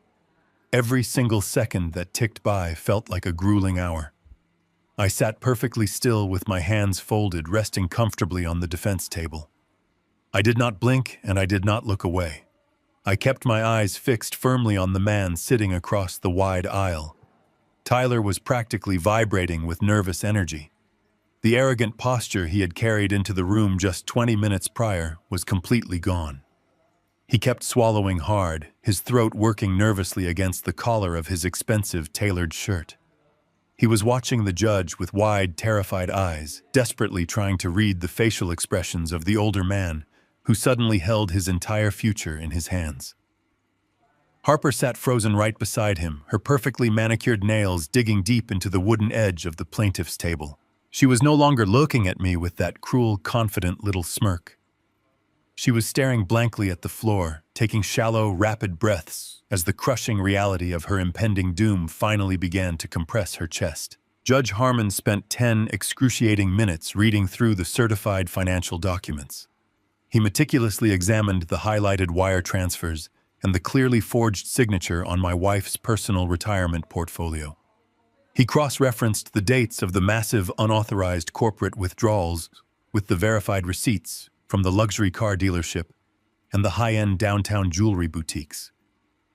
He was a man who had dedicated his entire adult life to the strict interpretation of the law, and he possessed an absolute zero-tolerance policy for blatant perjury in his courtroom. When he finally reached the very last page of the forensic audit, he did not speak a word immediately. He slowly lowered his reading glasses, letting them hang from the thin black cord around his neck. He carefully closed the thick black binder and placed his hands flat on top of the dark cover. He looked out over this quiet courtroom, and the ambient air grew so incredibly heavy that it was genuinely hard to breathe. The mild annoyance he had displayed at the beginning of the emergency hearing had completely transformed into a cold, furious judicial authority. He reached out with his right hand and picked up his heavy wooden gavel. He did not tap it lightly to politely call the room to order. He raised it high into the air and brought it down against the wooden-sounding block with a massive cracking impact that echoed like a gunshot through the high-vaulted ceilings of the room. Tyler physically flinched backward in his wooden chair, jumping wildly at the sudden violent noise. Harper let out a quiet, high-pitched, startled gasp, covering her mouth with her trembling hand. Judge Harmon looked directly down at the cheap contingency lawyer, who was sitting completely paralyzed next to my son. The judge spoke with a booming voice that commanded absolute terrifying respect. He announced that he had thoroughly reviewed the plaintiff's formal request for an emergency injunction against Vanguard Heavy Machinery. He stated clearly for the official court record that the civil lawsuit filed by the plaintiff was not only completely devoid of any actual legal merit, but was an egregious and highly insulting abuse of the judicial system. Judge Harmon declared loudly that the civil lawsuit was officially dismissed with prejudice. For those unfamiliar with the strict rules of the law, a dismissal with prejudice is the ultimate judicial death sentence. It means the case is permanently closed, completely thrown out of court, and Tyler is legally barred from ever filing those ridiculous claims against my company ever again. His massive media-fueled public relations stunt was officially dead on arrival. But the judge was absolutely not finished. The frivolous civil matter was officially resolved, but the dark criminal matter had just been exposed to the absolute worst possible audience. Judge Harmon shifted his intense gaze away from the terrified strip mall attorney and focused his cold, furious eyes directly onto my son. He addressed him by his full legal name, his voice ringing with absolute finality through the quiet room. He told Tyler that he had walked into this courtroom demanding massive financial compensation under the absolute false pretense of being a wrongfully terminated employee. The judge leaned forward, resting his forearms on the high wooden bench, staring directly down into Tyler's terrified soul. He told my son that he was not a victim of wrongful termination or a victim of a breach of verbal contract. He stated with absolute unwavering legal clarity that the documents contained in the black binder proved beyond a shadow of a doubt that Tyler was a perpetrator of massive federal wire fraud and severe identity theft. The words hung suspended in the cold, conditioned air of the courtroom. Wire fraud, identity theft. These were not casual terms used in petty family squabbles over trust funds or vacation homes. These were heavy federal felony charges that carried mandatory minimum prison sentences. Tyler opened his mouth to speak, hoping to offer some kind of pathetic excuse or lie his way out of the corner, but his vocal cords completely failed him. He just let out a quiet, choked gasp, shaking his head back and forth in complete, desperate denial. Judge Harmon did not care about his silent panic. He sat up straight and delivered the final crushing blow to their fake empire. The judge announced that as a sworn officer of the court, he was legally and morally obligated to report the blatant commission of a major financial felony. He stated that he would not be returning the black binder to Warren. Instead, he was officially seizing the documents as critical evidence. He looked right at Tyler and told him that he was personally forwarding the entire forensic audit and the forged retirement documents directly to the Financial Crimes Division of the District Attorney. He instructed the court clerk sitting below him to make the immediate criminal referral right there on the spot. The sheer gravity of that statement hit the plaintiff's table like a massive concrete block dropped from a great height. The cheap contingency lawyer had heard absolutely enough. He had taken this case entirely on contingency, hoping for a quick, multi-million-dollar civil settlement to pay off his own mounting debts. He expected to send a few angry letters and sit through a quiet, profitable mediation. He had absolutely zero intention of stepping into the direct line of fire of a massive federal fraud investigation. A lawyer can quickly lose his license to practice law and face prison time himself if he knowingly represents a client who is actively committing perjury and financial crimes in front of a sitting judge. Absolute survival instinct took over completely.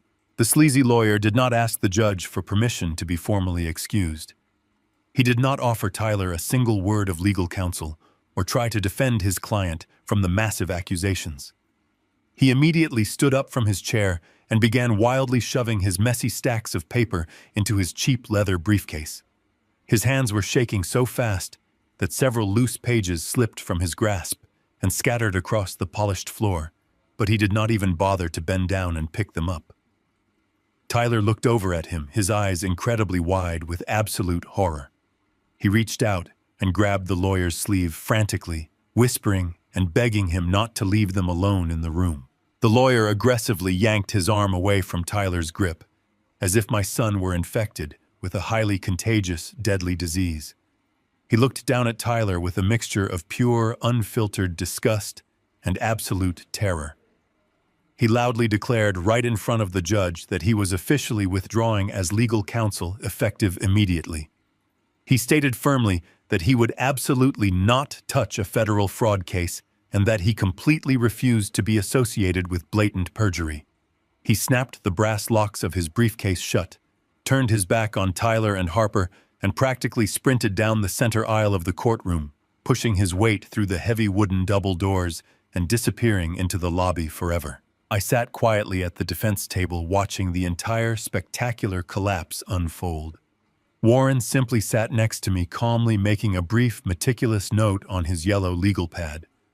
The power dynamic in the large room had shifted so violently that it left Tyler and Harper completely stranded on an isolated island of their own making. They were sitting completely alone at a massive wooden table surrounded by empty chairs and scattered papers. Their frivolous civil dispute, their arrogant attempt to publicly humiliate me and hold my heavy machinery company hostage had just backfired in the most catastrophic way mathematically imaginable. They had walked into that county courthouse hoping to secure a massive unearned payday. Instead, they had just walked blindly into a total criminal nightmare. The legal trap had snapped shut with bone-crushing force, and the district attorney was now actively coming for their absolute freedom. The heavy wooden doors of the courtroom swung shut behind Tyler and Harper. Warren and I followed at a deliberate, measured pace. I wanted to witness the immediate aftermath of the legal explosion I had just detonated. The wide marble corridor of the county courthouse was bustling with lawyers, clerks, and citizens. But as my son and his wife stepped out into the open space, they might as well have been standing on a deserted island. The absolute silence between them was deafening. The grand theatrical performance they had put on for the local news cameras just yesterday was completely dead. There was no more tragic wife leaning on her brave entrepreneur husband. There were only two desperate parasites realizing that the host body had just turned highly toxic. Tyler stopped walking near a large marble pillar. He leaned heavily against the cold stone, looking as if all the bones in his legs had suddenly dissolved. He was hyperventilating, his chest heaving under his expensive suit. He reached out a trembling hand toward Harper, seeking some kind of physical comfort or emotional reassurance. A loyal spouse would have grabbed his hand. A decent partner would have told him that they would hire a real criminal defense attorney and fight the charges together. But Harper was not a partner. She was an opportunistic predator, and she had just realized that her primary source of unearned wealth was about to be locked inside a federal penitentiary. Harper did not take his hand. Instead, She physically recoiled from him as if he were covered in venom. She took 3 rapid steps backward, putting physical distance between herself and the man she had sworn to love for better or for worse. Her face contorted into a mask of pure, unfiltered rage. The polished high society mask completely melted away, revealing the vicious feral creature hiding underneath. She looked at Tyler not with pity, but with absolute aggressive disgust. She started yelling right there in the middle of the crowded public hallway. She did not care about the other lawyers turning their heads to watch. She did not care about the security guards standing near the metal detectors. She pointed her manicured finger directly at Tyler's face and unleashed a torrent of absolute venom. She screamed that he had lied to her from the very beginning. She yelled that he had promised her limitless wealth and told her that the corporate accounts were completely his to control. She reminded him loudly of his arrogant claims that the family trust was entirely bulletproof and that his father could never touch them. Tyler held his hands up in a weak, pathetic attempt to calm her down. He begged her to lower her voice, frantically whispering that people were staring and that they needed to go home to formulate a plan. But the word home triggered an entirely new wave of fury inside her. She let out a sharp, cruel laugh that echoed off the high vaulted ceilings. She screamed, asking him what home he was talking about. She brutally reminded him that a process server had just handed her a foreclosure notice in front of her entire country club social circle. She yelled that they had no home, they had no money, and now because of his unbelievable stupidity, they were facing a federal criminal investigation. She completely dismantled his manhood right there in front of dozens of strangers. She told him he was a pathetic, weak little boy pretending to be a titan of industry. She stated clearly that she had only married him because she thought he was the heir to a massive, heavy machinery empire. She openly admitted that she never respected his fake software company and that she only cared about the platinum credit card in his wallet.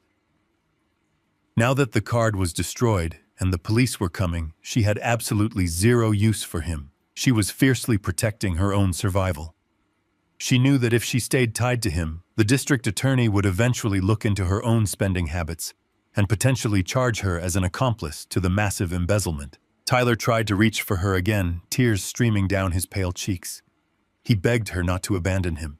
He pleaded with her, telling her that he loved her, and that he did all of this just to give her the luxury lifestyle she deserved. He tried to use his massive crimes as proof of his absolute devotion. It was the most pathetic display of weakness I had ever witnessed. Harper was completely unmoved by his tears. She looked at him with eyes as cold and dead as frozen earth. She reached down to her left hand.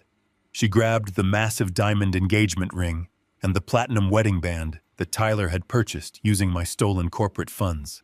She yanked the expensive rings off her finger with such violent force that it left a red mark on her skin. She did not gently hand them back to him. She pulled her arm back and threw the heavy jewelry directly at his chest. The rings hit his suit jacket and clattered onto the hard marble floor, bouncing and rolling away toward the wall. Harper did not even watch them fall. She stood tall, her chest heaving, and delivered her final absolute judgment. She declared in a voice loud enough for the entire corridor to hear that she was officially filing for divorce the second she left the building. She told him that she would testify against him in federal court if the district attorney offered her absolute immunity. She promised that she would throw him under the bus to save herself without a single second of hesitation. She turned on her expensive designer heels and stormed down the hallway. Her footsteps clicked sharply against the marble, echoing like a countdown to his absolute ruin. She pushed through the heavy glass exit doors and disappeared into the busy city streets, completely abandoning the sinking ship she had helped destroy. Tyler did not chase after her. He just stood there, completely frozen, staring blankly at the spot where his wife had just been standing. He slowly lowered his gaze to the polished floor, watching the diamond ring sparkle under the harsh fluorescent lights. He did not bend down to pick it up. He knew that the jewelry was completely useless now. He could not sell it, because it was purchased with stolen funds, and it would immediately be seized as criminal evidence. I stood a few yards away, observing the entire collapse with Warren standing silently beside me. I watched my son realizing the sheer totality of his destruction. In the span of less than 72 hours, he had lost absolutely everything. He had lost his fake software business and the downtown office that gave him his arrogant identity. He had lost the $1 million suburban estate and the luxury vehicles that masked his complete incompetence. He had lost the highly demanding wife who had driven him to commit federal crimes in the first place.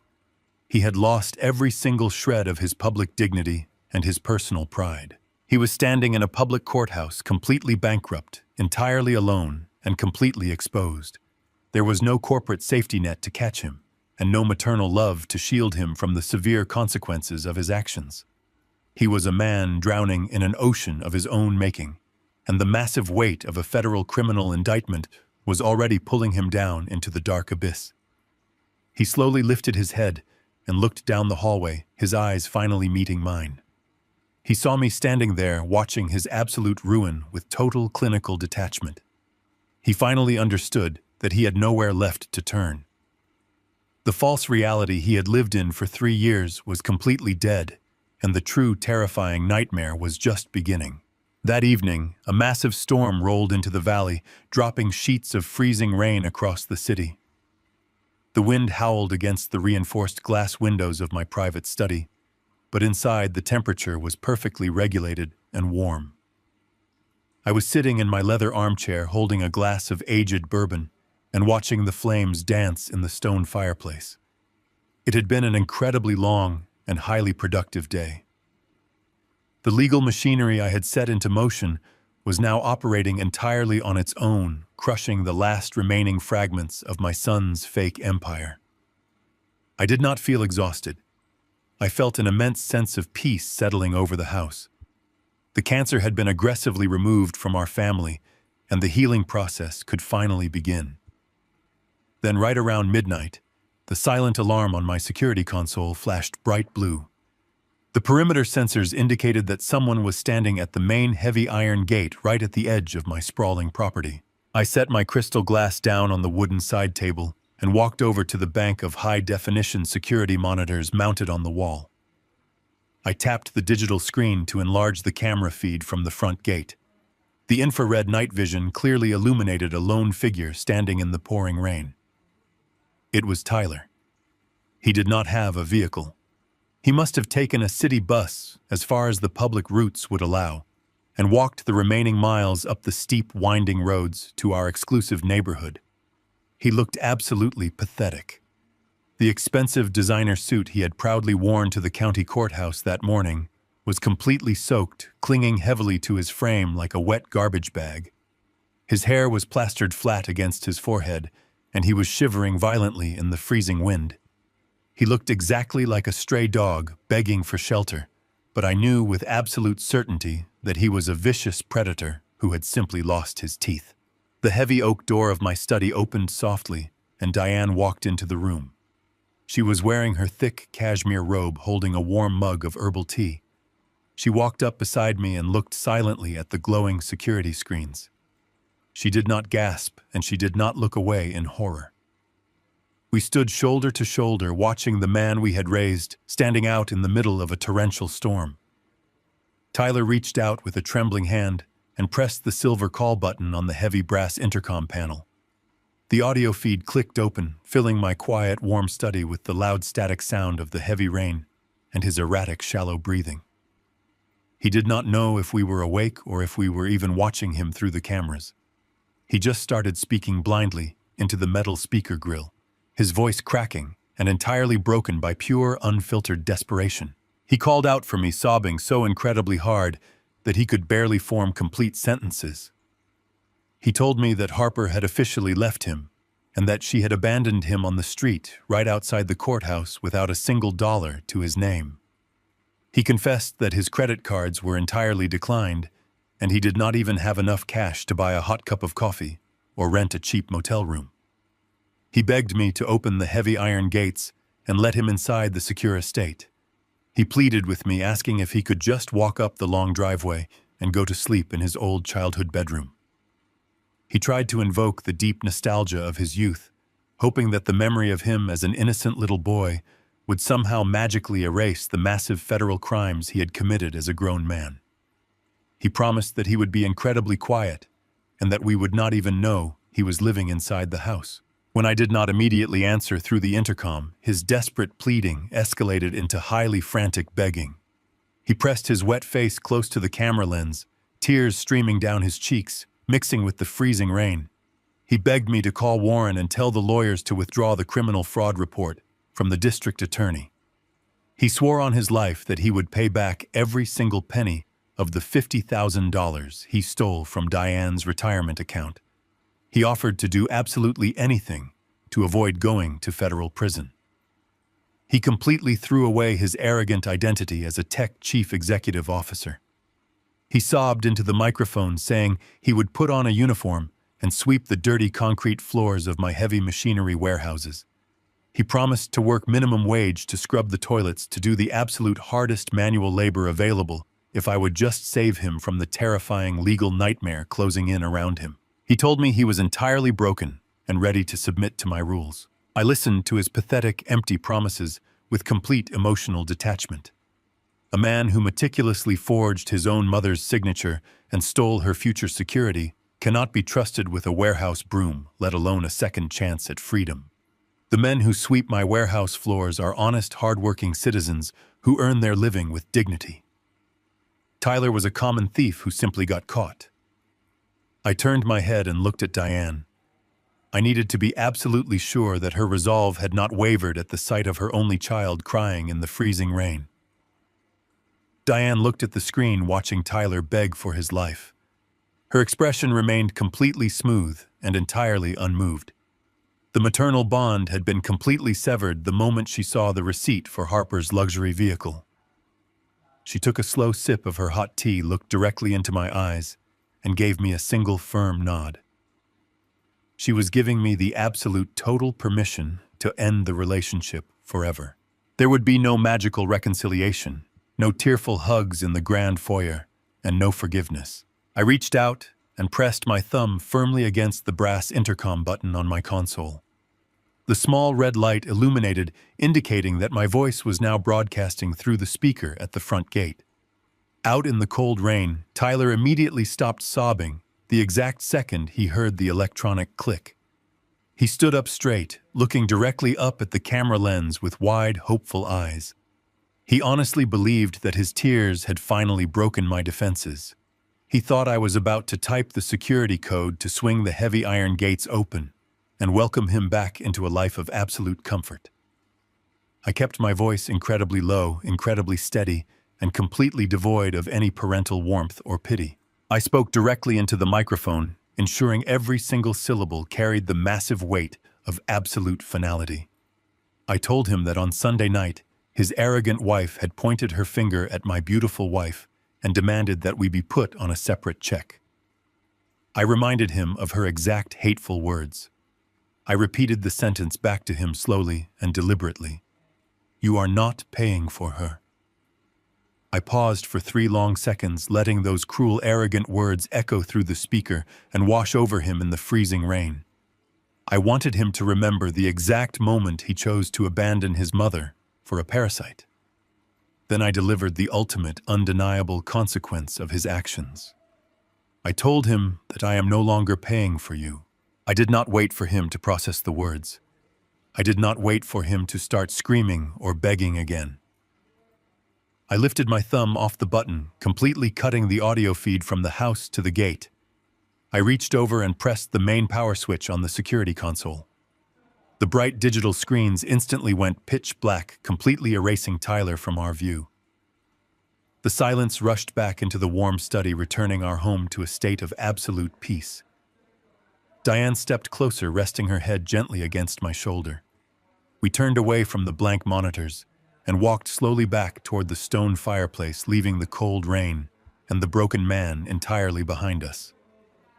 The consequence was absolute, and the door to our lives was permanently sealed shut. Over the next 90 days, the immense weight of the federal justice system completely crushed my son. The criminal referral made by Judge Harmon was not just a passing threat. The district attorney assigned a team of highly aggressive financial fraud investigators to the case. They did not need to spend months building a complex timeline because Warren had already handed them a perfectly wrapped gift. The paper trail was absolute and undeniable. Within 3 weeks, Tyler was formally indicted by a grand jury on multiple felony counts of wire fraud, identity theft, and corporate embezzlement. He spent one deeply humiliating night in a downtown holding cell before a public defender could arrange for his preliminary bail. His cheap civil lawyer was long gone, and since I had completely frozen his access to my wealth, he could not afford to hire a high-powered criminal defense attorney. He was forced to rely on an overworked public servant who looked at the mountain of forensic evidence and immediately told him that fighting the charges in front of a jury would guarantee him a 10-year prison sentence. Faced with the terrifying prospect of spending a decade behind bars, surrounded by hardened criminals, Tyler completely surrendered. He sat in a cold, fluorescent-lit interrogation room and signed a highly restrictive plea agreement. To avoid serving hard time in a federal penitentiary, he agreed to a massive period of strict supervised probation and accepted a binding court order requiring absolute full financial restitution. The plea deal meant he had to pay back every single penny he stole from his mother, plus the massive sums he embezzled from my heavy machinery holding company. The judge made it incredibly clear during his sentencing hearing that if he missed even one scheduled payment or violated any term of his strict probation, he would immediately be arrested and sent directly to prison. He traded his physical freedom for a massive lifetime of crushing insurmountable debt. He was now a convicted felon with a permanent criminal record that would instantly disqualify him from ever holding a meaningful corporate position for the rest of his natural life. With the criminal plea officially entered into the public record, the aggressive liquidation of his physical life began immediately. The banks swooped in like hungry vultures. Early one Tuesday morning, 2 massive heavy-duty tow trucks arrived at the driveway of the million-dollar estate. The repo men did not knock on the door or ask for permission. They simply hooked their heavy steel chains to the axles of the luxury Mercedes and the expensive sports car Tyler had leased. They dragged the highly expensive vehicles down the street and out of his life forever. A few days later, the 14-day eviction notice completely expired. The county sheriff's department arrived to finalize the foreclosure. They stood on the manicured lawn with their arms crossed, while a moving crew hastily boxed up the remaining cheap furniture and hauled it to a discount storage facility. The wealthy neighbors watched from their front porches, whispering among themselves, as the massive custom home was officially seized. The locks were permanently changed, and a large white bank-owned sign was hammered deep into the front grass. His entire kingdom was completely dismantled piece by exact piece. Harper did not stick around to watch the tow trucks take her precious cars or the sheriffs lock the front doors. The exact moment she realized the criminal charges were absolutely real, she packed her remaining designer clothes into several large suitcases and fled the property. She had proudly filed for divorce, hoping to distance herself from the massive scandal. But the damage to her public reputation was already completely fatal. The wealthy women from her exclusive country club, who had witnessed the process server deliver the foreclosure notice, spread the story of her absolute ruin faster than a raging wildfire. She was permanently blacklisted from every high society event, charity gala, and upscale restaurant in the city. Completely broke and socially radioactive, she was forced to move back into her childhood bedroom at her parents' modest home. Her parents, who had blindly believed her arrogant lies about our family for years, were deeply humiliated by the massive public scandal. She now spends her days entirely isolated, trapped in a small suburban bedroom, endlessly scrolling through social media. She is forced to watch her former friends enjoy the luxury life she permanently threw away due to her own greedy entitlement. She has absolutely zero access to the expensive spa days, the imported wines, and the high-end shopping sprees that used to define her entire personality. For Tyler, the reality of his new life was a brutal daily physical punishment. With a fresh felony conviction on his public record, no technology firm or corporate office would ever even grant him an interview. The man who had spent 3 years pretending to be a brilliant software executive was forced to accept a minimum wage job working the cash register and stocking heavy shelves at a local commercial hardware store. He now wears a cheap, scratchy uniform vest instead of tailored designer suits. He spends 8 exhausting hours a day standing on hard concrete floors loading bags of heavy fertilizer and stacks of rough lumber into the pickup trucks of local contractors. There is a deep poetic justice in watching a man who stole from a heavy machinery company being forced to perform grueling manual labor just to survive. At the end of his exhausting shifts, he takes a public bus across town to a cramped, dirty studio apartment located in a highly undesirable and unsafe neighborhood. The apartment is barely larger than the walk-in closet he used to have at the massive estate. The walls are paper-thin, the plumbing constantly leaks, and the tiny single window overlooks a noisy, busy intersection. He sleeps on a cheap mattress on the floor, completely surrounded by the suffocating reality of his own massive failures. But the absolute most painful part of his new existence comes every 2 weeks when his employer hands him his meager paper paycheck. Warren did not simply win the court cases and walk away to fight another battle. Warren is a man of relentless focus, and he executed the financial restitution order with maximum legal aggression. Before Tyler ever sees a single dollar of his hardware store earnings, Warren's legal office automatically garnishes the absolute maximum legal percentage straight from the corporate payroll department. Tyler opens his paper envelope only to find that his already tiny minimum wage check has been brutally sliced down to practically nothing. Every single drop of his hard manual labor goes directly back into Diane's retirement portfolio. He works until his hands bleed and his muscles physically ache, just to slowly repay the massive $50,000 theft that bought his ex-wife a luxury car she does not even own anymore. He lives on a microscopic monthly budget, counting spare metal change just to afford cheap groceries and daily bus fare. He is trapped in a permanent financial prison of his own construction.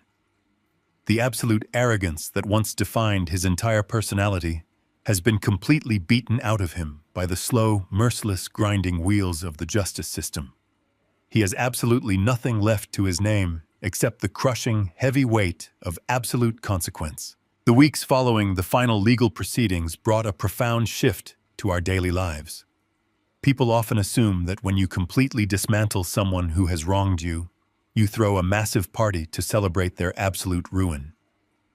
But Diane and I did not pop champagne to cheer for the destruction of our son.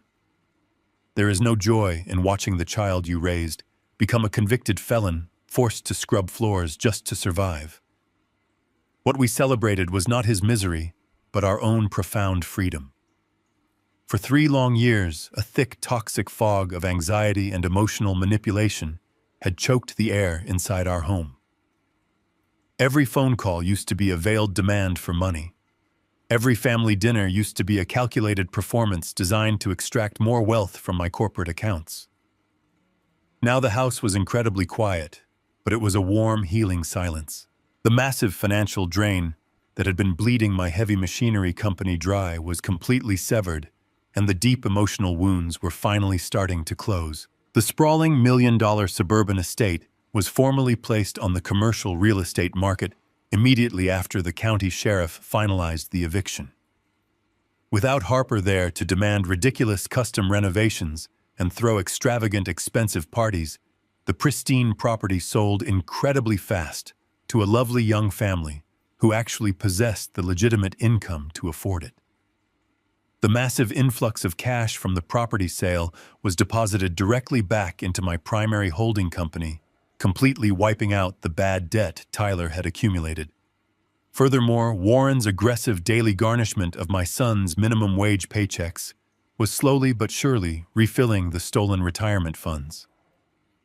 Diane and I sat down in my quiet study one evening and had a very long discussion about the future of our wealth. We realized that simply hoarding the recovered money would serve absolutely no purpose. We wanted to build a lasting legacy that actively combated the very entitlement that had poisoned our family tree. So we took the recovered funds and established a massive permanent financial endowment. We named it the Diane Abbott Trade School Scholarship.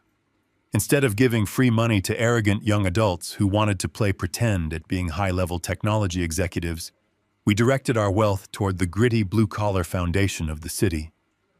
We funded the education of young men and women who wanted to learn heavy diesel mechanics, advanced welding, and industrial construction. We personally interviewed the candidates, looking specifically for kids who had thick calluses on their hands, kids who worked exhausting night shifts to support their younger siblings, and kids who looked at their elders with genuine, unforced respect.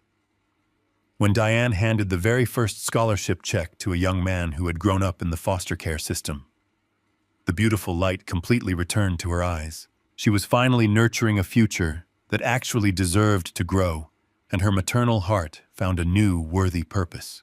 With our financial legacy officially secured and our toxic burdens completely lifted, we decided to introduce a new kind of life into our quiet home. We drove to a local animal shelter located on the rugged outskirts of the city. We walked past rows of barking animals until Diane stopped in front of a chain-link enclosure holding a large, scruffy golden retriever. The shelter workers told us he was a rescue dog who had been callously abandoned by his previous wealthy owners the exact moment he became too expensive to feed and care for. He was roughly 4 years old, a little malnourished, but his dark eyes held an incredible amount of gentle intelligence and pure soul.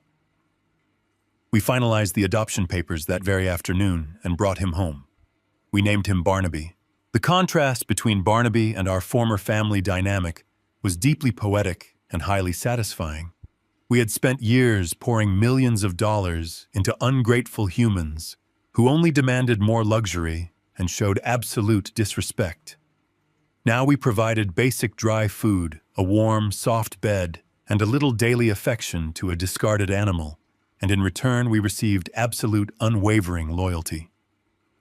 Barnaby followed Diane everywhere she went, resting his heavy golden head on her lap while she read books in the sunroom. He greeted me at the door every single evening with a wagging tail, never asking for a platinum credit card or a luxury vehicle. He brought a simple, uncomplicated joy back into our daily routine, completely washing away the bitter, lingering memories of the past 3 years. 6 months after the massive legal storm officially concluded, I decided it was time for a permanent change of scenery. I stepped away from the daily demanding operations of Vanguard Heavy Machinery, placing my most trusted, competent executives in charge of the holding company. I packed our bags, loaded Barnaby into the back of our luxury vehicle, and drove Diane down the scenic, beautiful coastline to Carmel, California.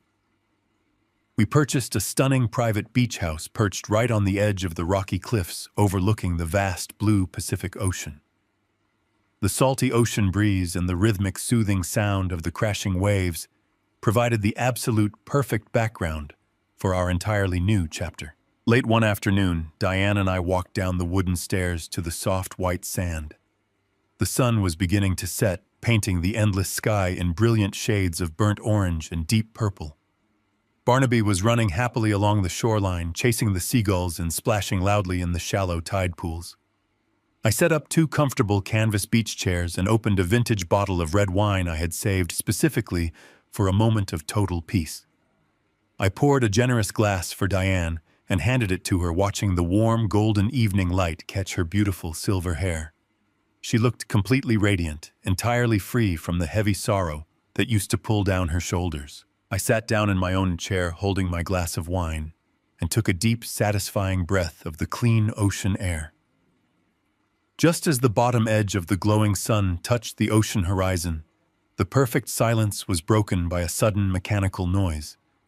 My cell phone, resting on the small wooden table between our chairs, began to vibrate and ring loudly. I slowly reached over and picked up the device, looking down at the bright digital screen. The caller identification displayed an unknown number, but the area code was instantly recognizable. It was the exact area code of the sprawling city we had left behind. The exact city where my son was currently scrubbing hardware store floors and living in a tiny, miserable apartment. It was undoubtedly him, calling from a borrowed phone or a dirty public payphone, desperately trying to reach through the absolute void I had created. He was likely calling to beg for mercy again, to ask for a small financial loan to buy groceries, or simply to hear the sound of his father's voice after months of total isolation. I held the vibrating phone in my hand, feeling the desperate mechanical pulse against my palm. A year ago, that sound would have triggered a massive wave of anxiety, obligation, and misplaced parental guilt. Today, it meant absolutely nothing to me. I did not feel a single ounce of pity. I did not feel the urge to press the green button, to lecture him, or to offer him a single word of empty comfort. I did not even bother to press the red button to formally decline the call and let him know I was ignoring him. I simply looked at Diane, who was watching the beautiful sunset, with a serene, peaceful smile, completely unaware of the digital desperation happening right in my hand. I slowly lowered my arm, opened the heavy plastic lid of the insulated cooler sitting next to my chair, and casually tossed the ringing phone inside. I let the lid fall shut, instantly silencing the noise and burying the toxic past in the dark, freezing ice. I raised my glass of wine, clinked it gently against my wife's glass, and turned my attention back to the beautiful, crashing waves. The surgery to remove the parasite was a complete success. The patient had fully recovered. The silent adjustment was officially complete. The absolute greatest lesson I learned from this entire ordeal is that blind parental generosity, without strict boundaries, does not create gratitude. It breeds entitlement. For years, Diane and I believed we were helping our son by shielding him from the harsh realities of the world and subsidizing his expensive lifestyle. In reality, we were actively financing our own disrespect and feeding a parasite. True love is not about giving endlessly to someone who only takes. True love requires the strength to say no and the absolute courage to let a toxic person face the devastating consequences of their own actions. If you have ever had to cut a toxic family member out of your life to protect your own peace, share your experience in the comments below and subscribe to the channel for more stories of absolute justice.